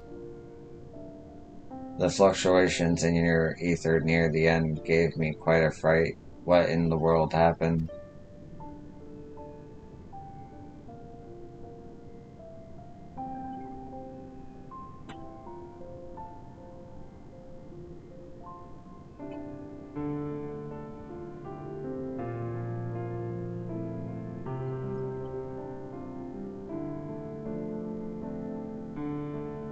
You mean to say Heidelin is... Yeah, won't they be pissed I killed their god? Like, no, there's no time to feel our feelings. We must carry out Heidelin's will without delay. We'll find Metreon if it's the last thing we do. If you wouldn't mind handing over the crystal, that is, the fancy navigatory one.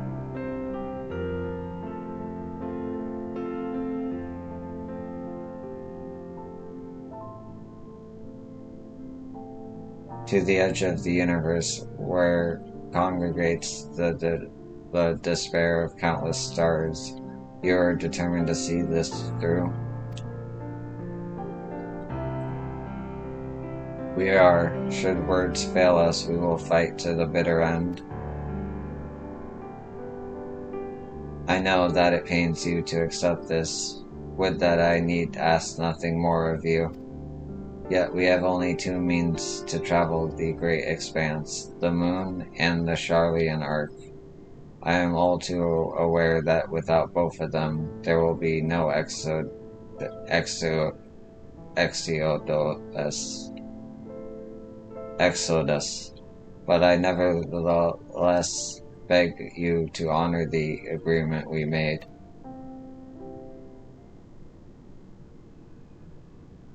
The forum's decision will be honored. You have earned the right to use the ship as you see fit, and I could not rescind it even if I wanted to. As it happens, I do not, and would do all within my power to aid your cause. With that settled, might I suggest you rest a while?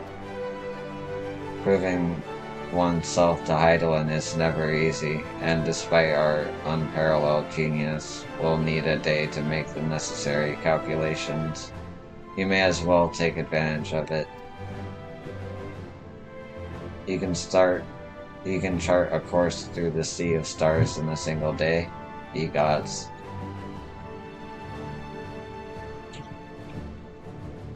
Shall we head above ground for some fresh air then, and perhaps a nap?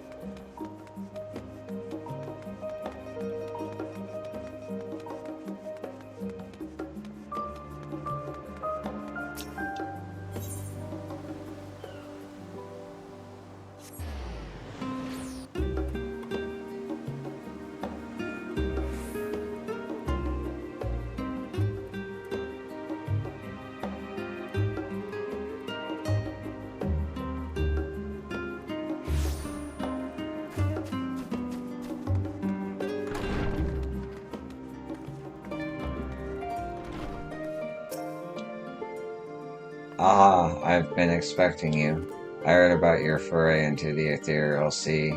The students have ventured far and wide, but never quite so deep as that. Are you experiencing any after effects from your prolonged exposure? Nausea, dizziness, haunting, some? Well, have a pleasant sleep, and if you do experience any unusual phenomena, please let me know. I shall add it to our records.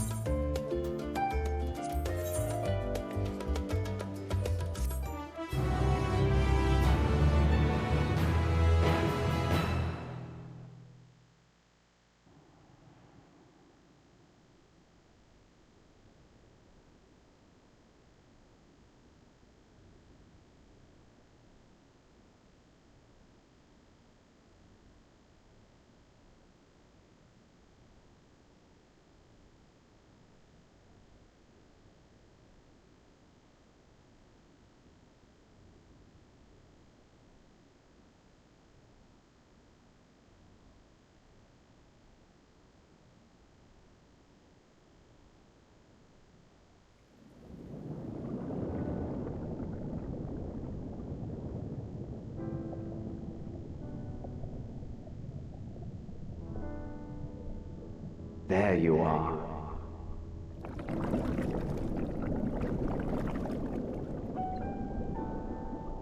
Some time, indeed, yes. For you, at least.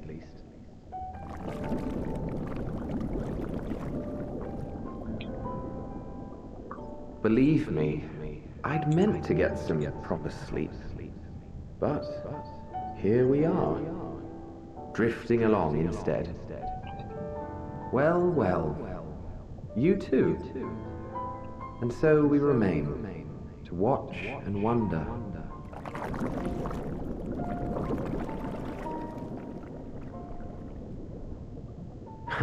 Yes, indeed. To begin, we first must see the end.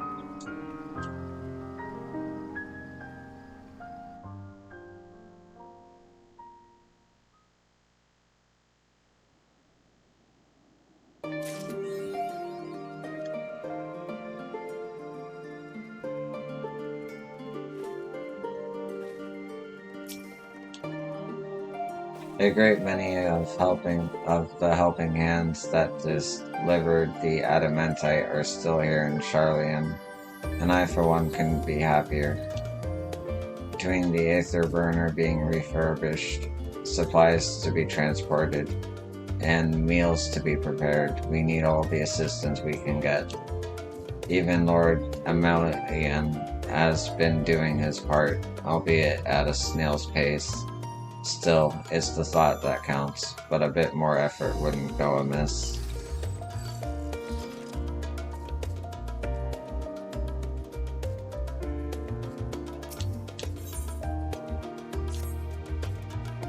Yo, I trust you've had a good rest. An envoy of Master Forchance arrived not long ago with a message. The Loporrids have determined Raytheon's location.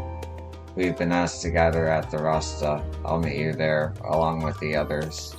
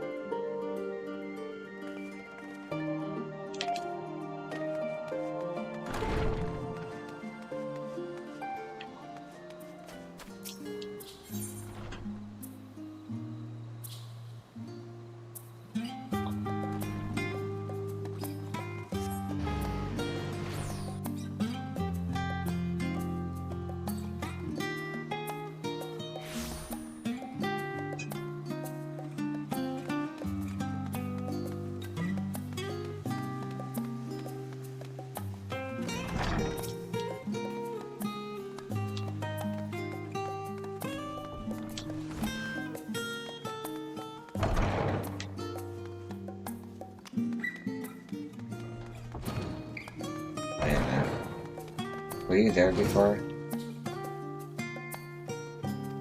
Yes, you were.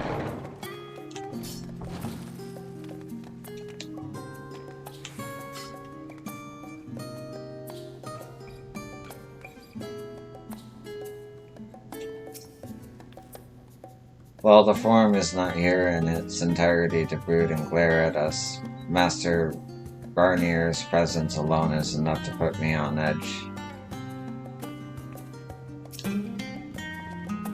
Before coming, I thought to inquire after our comrade abroad. It seems that the effects of the final days have been observed further and further north of Galamarld.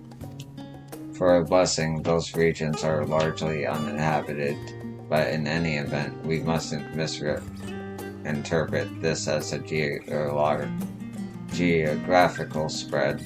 There's no telling where in the world the phenomenon will strike next, unfortunately. Gods, I can hardly believe the Loporrids managed to find Metion out there, hidden amongst the stars.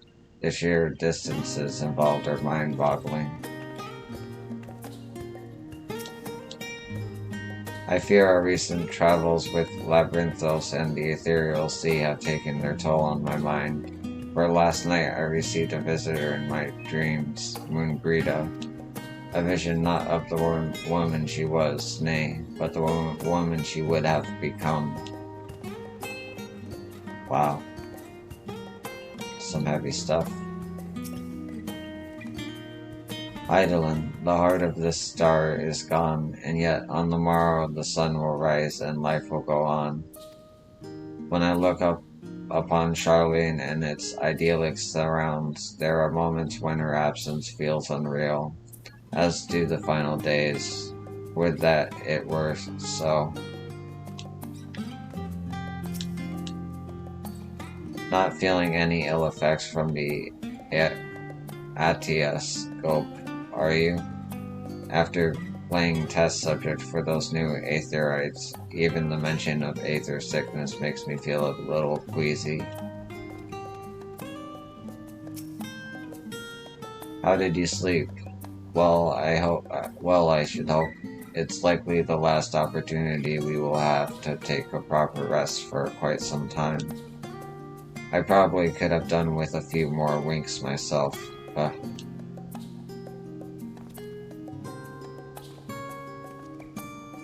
The thought of what's to come was keeping me awake, you see. So I thought to do a bit of research, hoping I might eventually feel wary enough to doze off. But before I realized it, it was already morning. No need to scold me. I already regret it.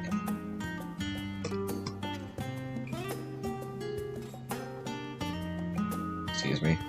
And will probably only feel that regret more keenly as the day wears on. Since the final days first manifested, we've been tested as never before, even more so in your case. Nevertheless, our work is far from over. We cannot afford to falter now, not when the end is in sight.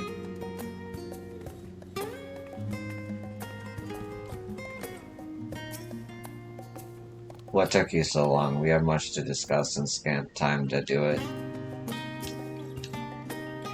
If you would know the reasons for this assembly, you had better ask Master Levier.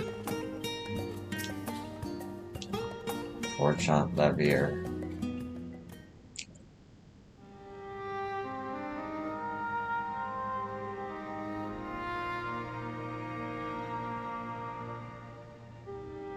Everyone appears to be present and accounted for.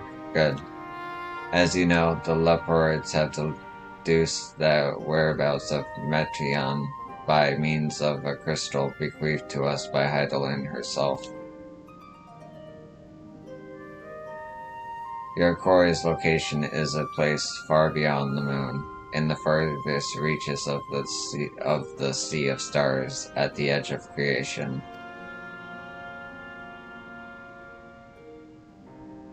A veritable Ultima Thule.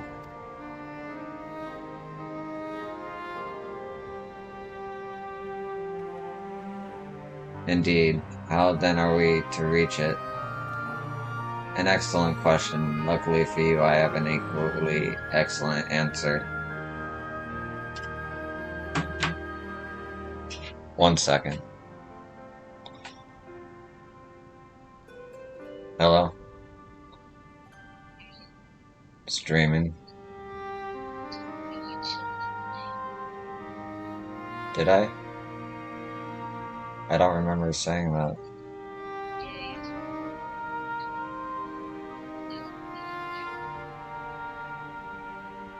Okay, well, can it be later? Because I'm right in the middle of... Oh.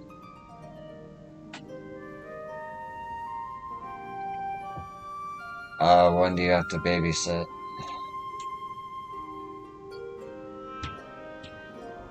Alright, well... I don't know how much longer. I'm, like, in the middle of a cutscene, like an important one.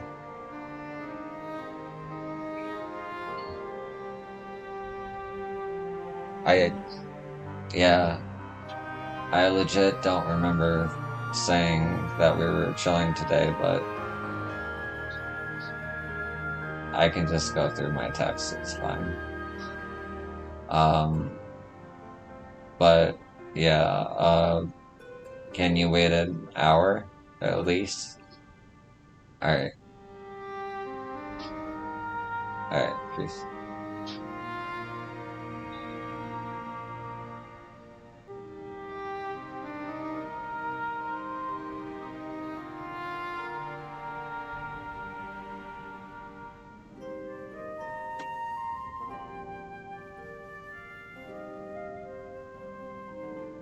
I did say maybe tomorrow. Maybe being the key word, but it'll be good to see her. Let me just get through this. Story's getting good too. An excellent question. Luckily for you, I have an equally excellent answer. Let me see what time it is so I know not to take too long. Oh, I need to charge my phone.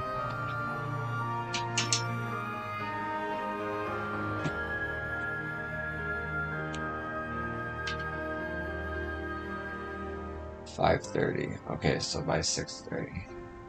An excellent question. Luckily for you, I haven't. Yep.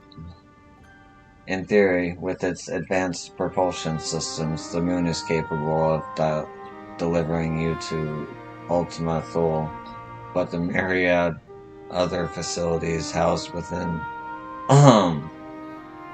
would greatly impede travel through the sea of stars. Even the Mother Crystal may not possess ether enough to bear so massive a vessel to our destination and back. However, if we integrate our hyper hopper into your aether burner, we should be able to fire things up and jump our way to the end of the universe in no time.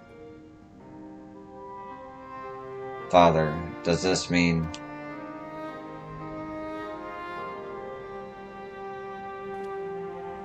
Bear in mind this decision was not made solely at my discretion, but with the consent of the Forum. Hearing the Loperate's proposal, the Forum was faced with a grave decision. To commit the Ark to this endeavor would mean abandoning both our plans to evacuate the moon and resettle on another star. Needless to say, the proposition invited fierce debate. In the end, however, the Forum was swayed by the simple fact that Heidelin believed you possessed of the strength needed to overcome this crisis. The Great Exodus was, after all, a plan of Heidelin's own making. Therefore, if in the 11th hour she would proffer another means by which we may seek salvation, we would be fools to dismiss it out of hand.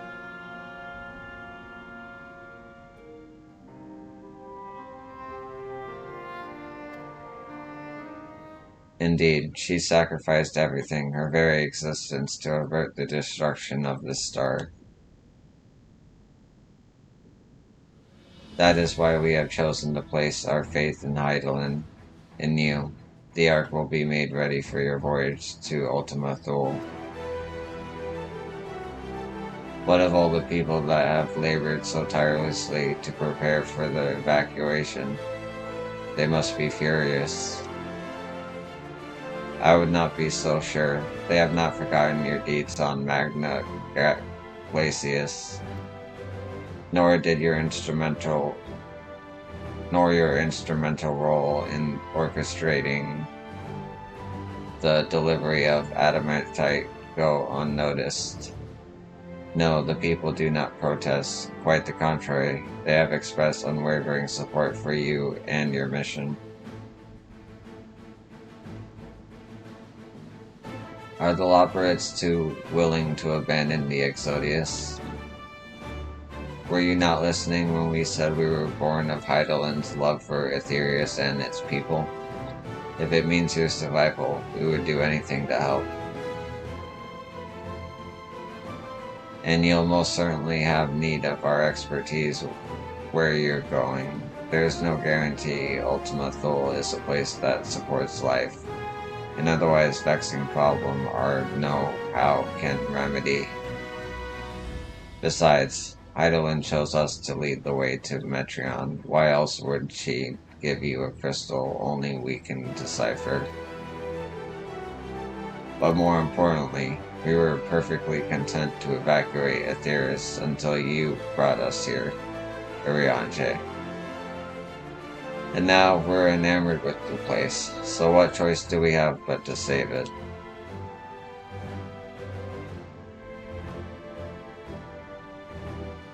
Of course, none of this is possible without you and the Scions, so I must ask, are you certain you wish to do this?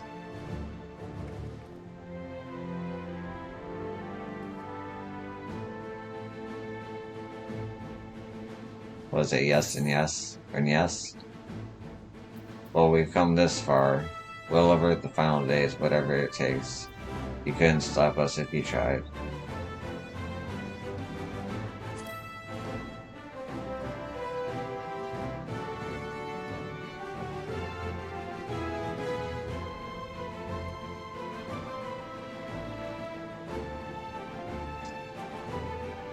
Very well. We shall inform the Forum of your decision and begin preparations to bolster the Ark with the, Hyper Hopper. The Leporits will coordinate with the Ilsbard contingent to have the necessary components transported via the Tower of Babel. Of course, it will take time until the work is complete.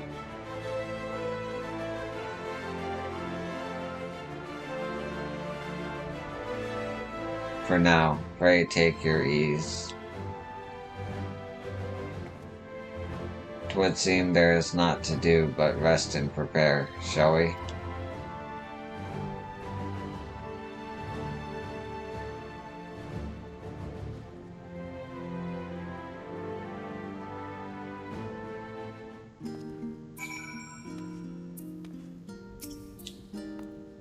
No need to worry about lending a hand with the hyperhopper. We already have more than enough help, so go and relax while you still can. There is much to be done before the Ark can be made ready for your voyage. Words that I could be afforded time to speak with Alphanode and Alize. Alas, I can but pray they find a moment of quiet calm before the journey to come. As you can imagine, not all the Forum members were willing to endorse this plan. Through no fault of yours, of course, given what is at stake, it is only natural that opinions are divided. That said, the final decision was reached with an overwhelming majority, much to my surprise.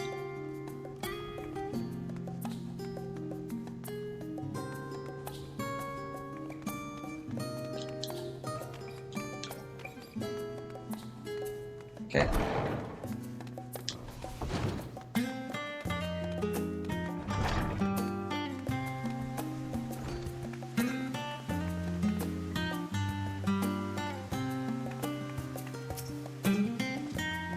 They bid us rest, but I'd much rather find something productive to do.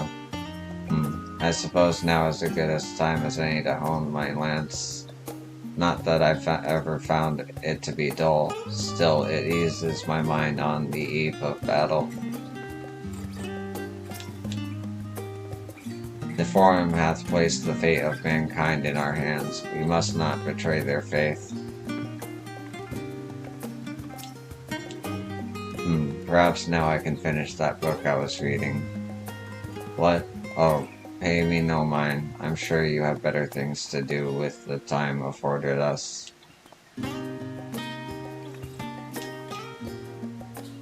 A rare opportunity to rest. I say we make the most of it. I should very much like to speak with the Loporits once their work is complete. 'Tis plain Heidelin had entrusted them with a great deal of knowledge, and I suspect there is more they could teach us.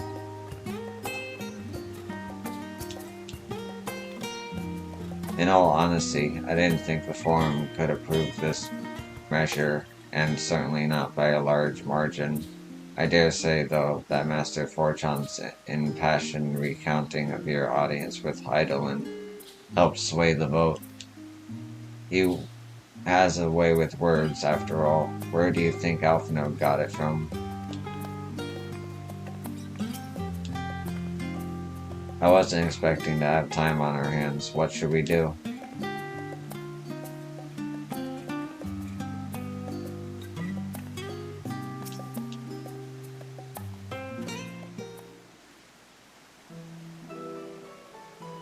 Ere we depart, we must leave nothing undone. Quite, though it is difficult to conceive of how one can best prepare to brave a domain where Dymas governs all. Nevertheless, Heidelin deemed us worthy of the trials that await. For lack of any other feasible options to this late stage, let us trust in her judgment and face Metion as we are. Which leaves the not-so-small task of coordinating our efforts here to you and Tataru.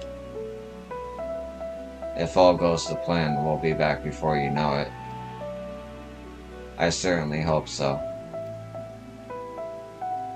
We will be praying for your safe return. Mayhap it will affect the dynamics for the better. With that settled, we should get some rest and make the most of the time we've been afforded.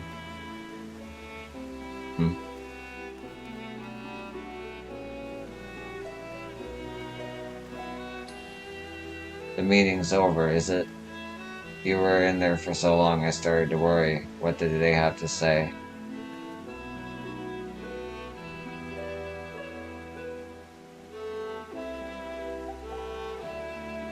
The edge of creation. I see.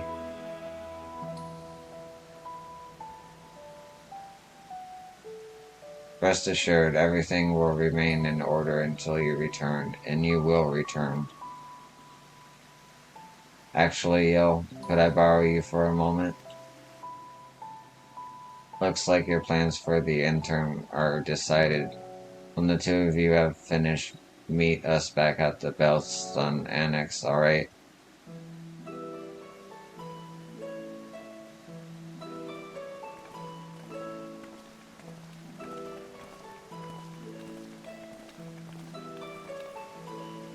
Come with me to Agora. I have something to show you.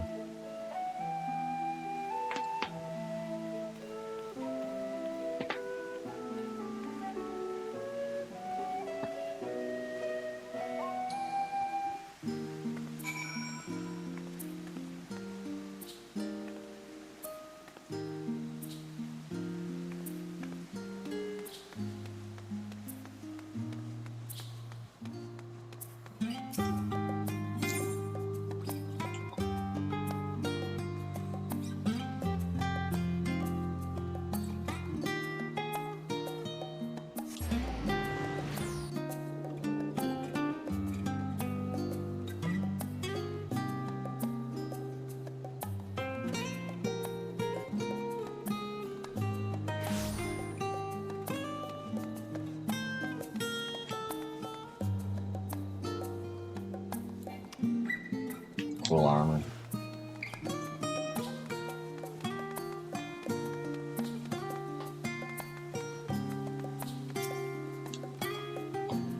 Welcome, yo, to Taru's boutique. I've always done my best to provide the Scions with fashionable attire, but in your case specifically, I make an extra effort to strive for the most functional, yet stylish clothing one could ask for. Not that I'm playing favorites, but you are the warrior of light. Faced with this unprecedented crisis, I knew you would need an ensemble unlike anything I've created before, and that I wouldn't be able to do it alone. And so, after enlisting the aid of the world's finest artisans, I finally completed my career-defining masterpiece. But then inspiration struck, and I saw a golden opportunity just begging to be seized. With the help of some Thavnerian refugees, I decided to set up shop here in Charlian. Of course, I would never charge you for any of our works. Perish the thought. Barsters, how are things coming along? Everything is in order, Mistress Tataru. We'll be ready to open shortly. Which is why I brought you here, to be our very first patron. Would you mind waiting here a moment longer? Did someone move the crate? I could have sworn it was here. If you could wait here just a short while longer, we'll have everything up and running in no time. The following event cannot be skipped, you may wish to cancel any pending duty finder registrations.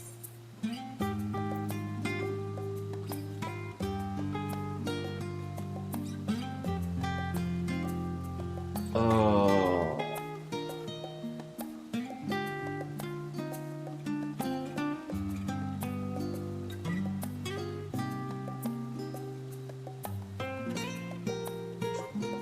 Should be good.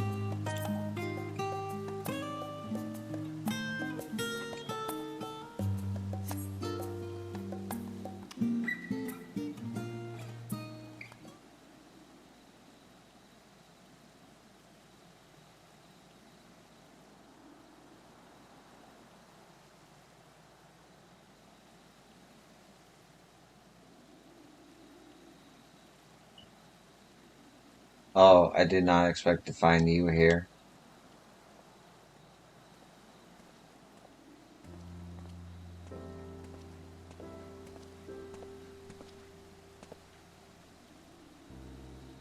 I imagine Nidhana would also wish to offer her regards. Alas, after delivering her dragon skills to the engineers, she remained to assist with their work on the Aether Burner. The similar Carium, too, will stay in Charlian while I oversee matters in Radsathan. It is a rather convenient means to keep abreast of developments pertaining to the final days or anything else. It also allows me, after a fashion, to watch over my people in this distant land.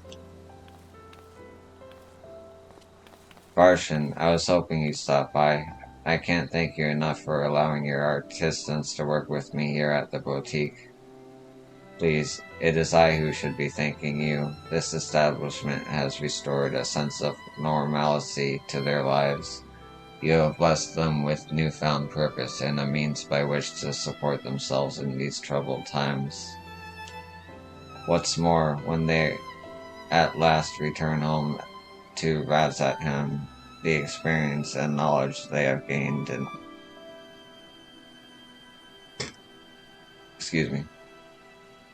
your employ will no doubt prove a boon to the artistry and commerce of our land.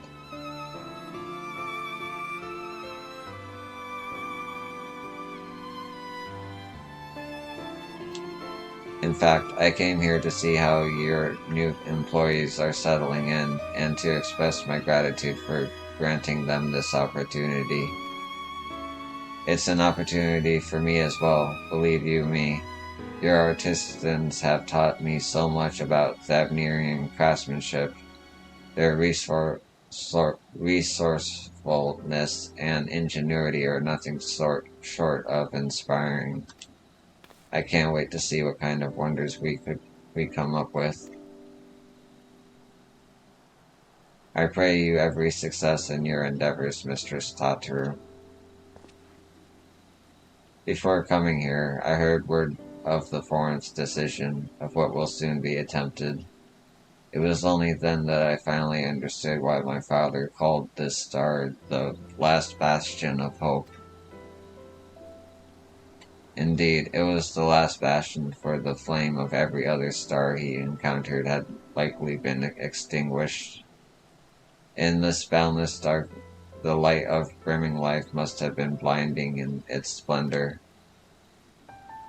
Your journey unto the heavens to protect that light, may the scales of my kin serve you well.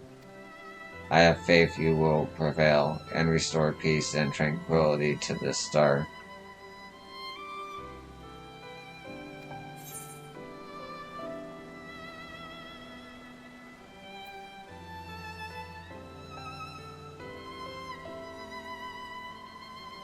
I like to revisit Ratsathan, and we should be honored to receive you. There is still much at Ratsathan you have yet to see. Forgive me, but I must take my leave. Fare you well, and remember, the people of this star have not yet given up hope, and neither must you.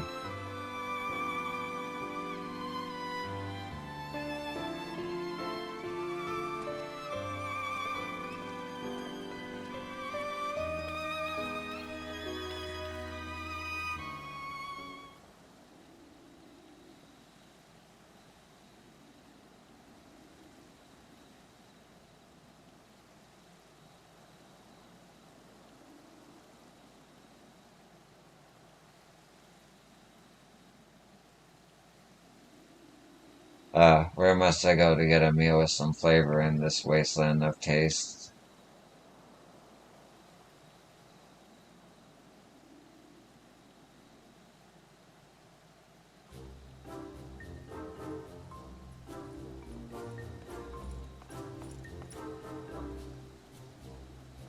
Yo, old girl, my whatever are you doing here? A new boutique, you say? I had been meaning to expand my wardrobe, yes, something with a little more flair, perhaps, befitting a man of my station. Though I have nowhere to flaunt said raiment so long as my confinement continues indefinitely. I, the young Lord Fortemps, insist that so long as there is work to be done, no matter how trivial, I must abide here in Charlian. Thus do I toil, though every fibre of my being rails against it. Why, I've even suffered the company of that brute Sicard to cease, supplies transported in a timely fashion. Yet he was the one granted leave this morning to participate in some supposed covert operation, so I suffer instead for his otherwise welcome absence. Now burdened with extra busy work, and without Honorit here, there is no one to prepare my meals. I came here in the hopes of finding a nice cafe. Perhaps, alas, the Charlian delicacies I sampled were lacking in every aspect.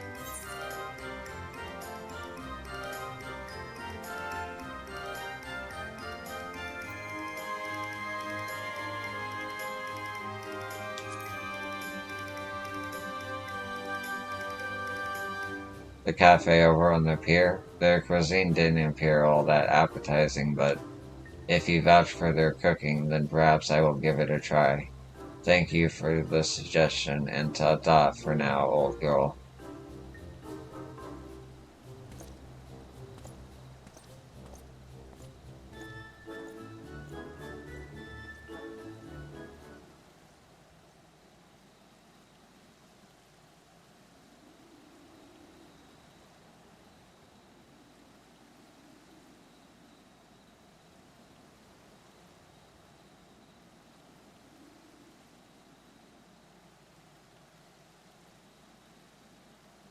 Well, well, is that Yo and Tataru I spy?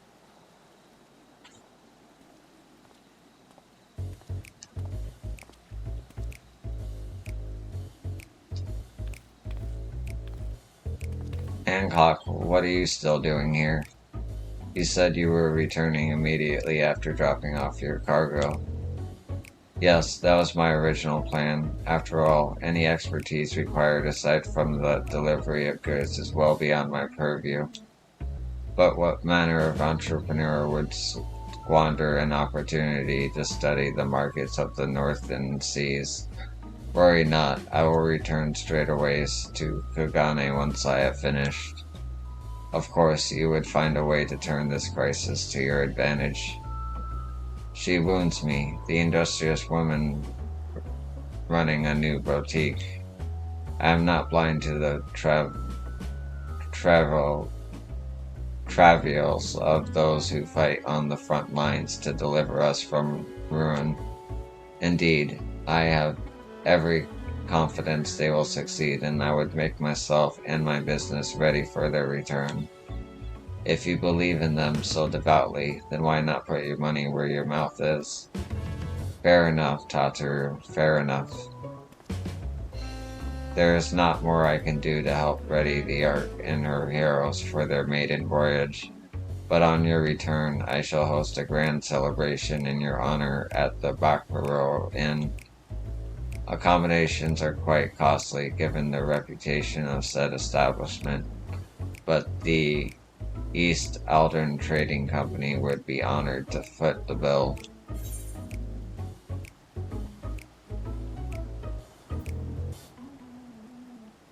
Will there be lemon cakes? Oh, a woman of tart taste, I see.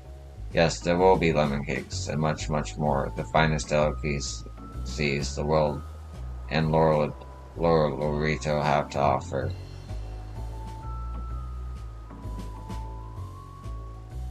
But let us speak more of this upon your return, lest I draw even more of Tataru's ire. Until next we meet.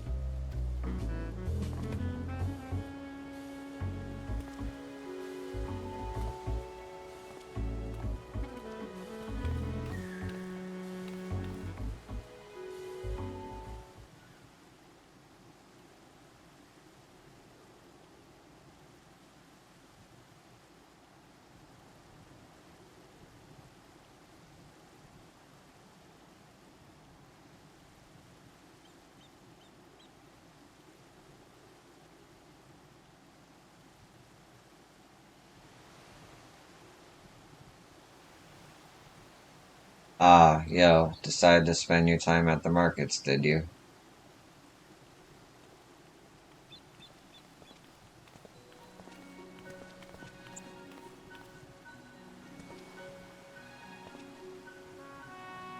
Tataru. Big Swedge, I take it work on the Ark proceeds apace? Aye, it does indeed. Collaborating with the greatest minds of Charlene and Ratsadhan has been a rewarding experience. And that's to say nothing of what we've learned from the Laporites. The Ark is unlike anything we've ever had the pleasure to work on. Even Nero was rendered speechless on more than one occasion. I can't wait for you to see it. And you'll never guess who paid us a visit before we came to Charlie and Alpha. I think he sensed the coming danger and returned to check on us. He was always one to turn up in a time of need, and I suppose that's why he decided to join us here in Charlian. Good thing, too. I don't know how he does it, but he has the knack for brightening your day just by being there. It's still hard to believe we have the means to send you off into the great expanse, though, to the farthest known reaches of, well, everything. I never thought I'd live to see such marvels, yet here I am.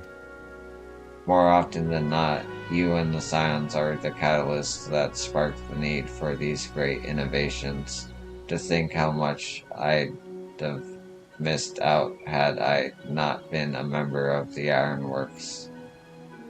An awful lot of work, to be fair, and the privilege of being worked like a cart chocobo. Ah, there is that too. As busy as we've been, I wish there was more we could do for you, yo. But no matter what happens, we have to keep believing for a brighter future.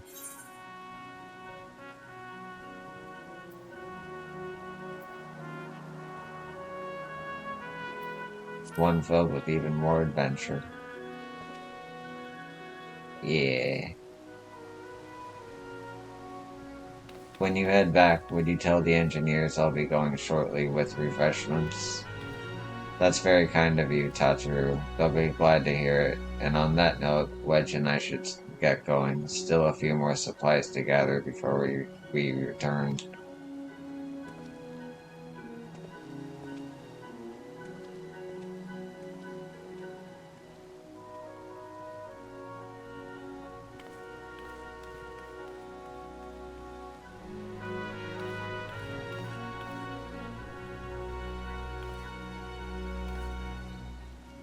Terribly sorry for the wait, right this way if you please.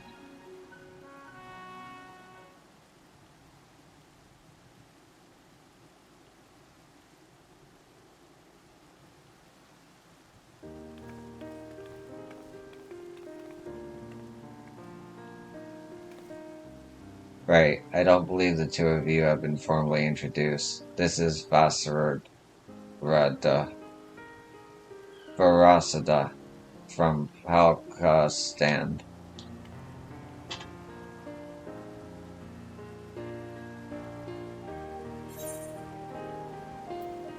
Haven't we met before?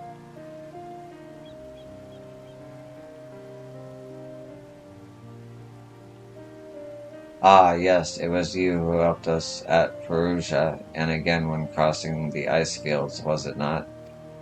I doubt we exchanged little more than glances then, but it's kind of you to remember me. Thanks to Mistress Tataru, I and many of my friends have found gainful employment in this foreign land. It is only natural to feel fear in the face of a calamity.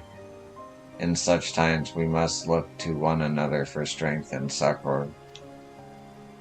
I know not whether we will come to call this place home or return to Thavnir, but we are here today, and are glad to have contributed to the cause.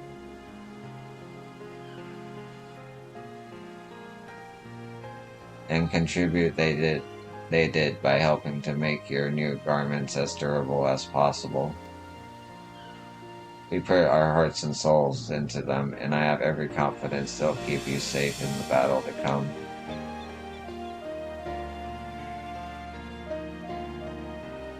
Gods, to think how far we've come since our humble beginnings at the Walking Sands. From the rising stones to the falling snows, and even in a certain insufferable someone's ruby bazaar, we were always fortunate to find friends along the way. Even when you were swept away to the first, Grahatia was there to grant you sanctuary. I'll never forget the relief I felt when you all returned to us. I thought my heart would burst. Yours had been a long, long journey, and I have been privileged to watch often with bated breath as you persevered time and time again. For all the joy we've shared, there's been much sorrow as well, but I've long since learned you can't have one without the other. Which is why I promised to send you off to the Sea of Stars with a smile. And you can be certain I'll be the first one to welcome you back on your return.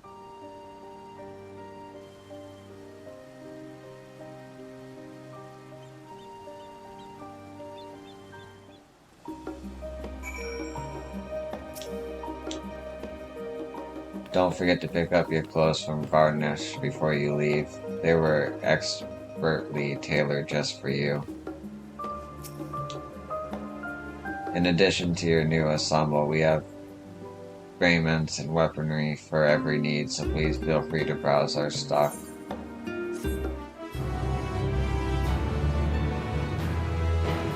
You may now obtain job-specific gear from Varnish.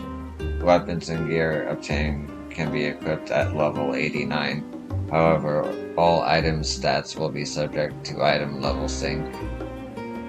On reaching level 90 with the corresponding job, these items will no longer be synced. Okay, got it. Furthermore, the gear can be dyed upon completion of the role quest associated with said job.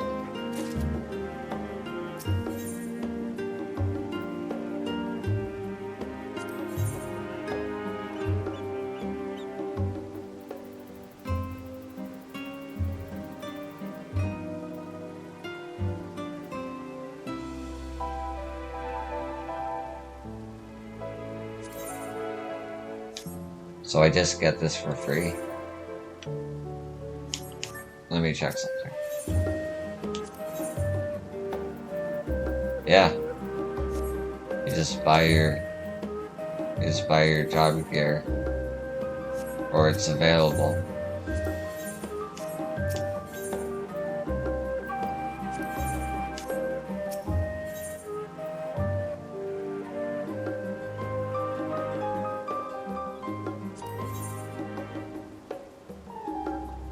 I like that there's different clothes for each class, too.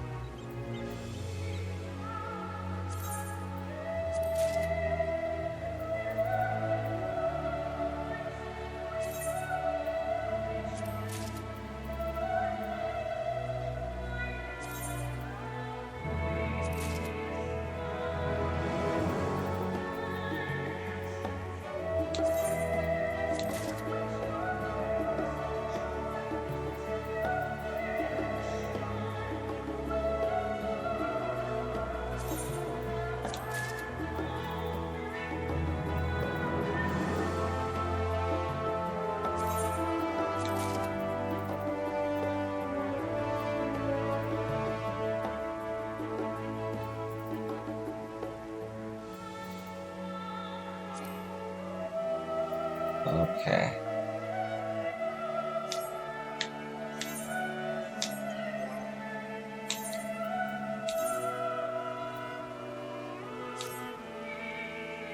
Nice.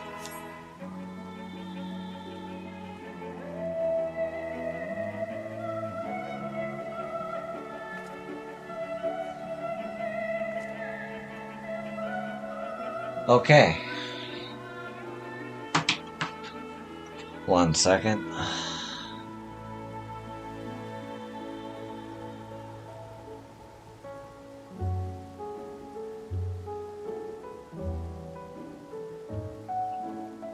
I'm gonna call it here. I'm gonna stream later tonight, though, I think. Thanks for watching, and I'll see you in the next one. Peace. Oh, and thanks for commenting, too.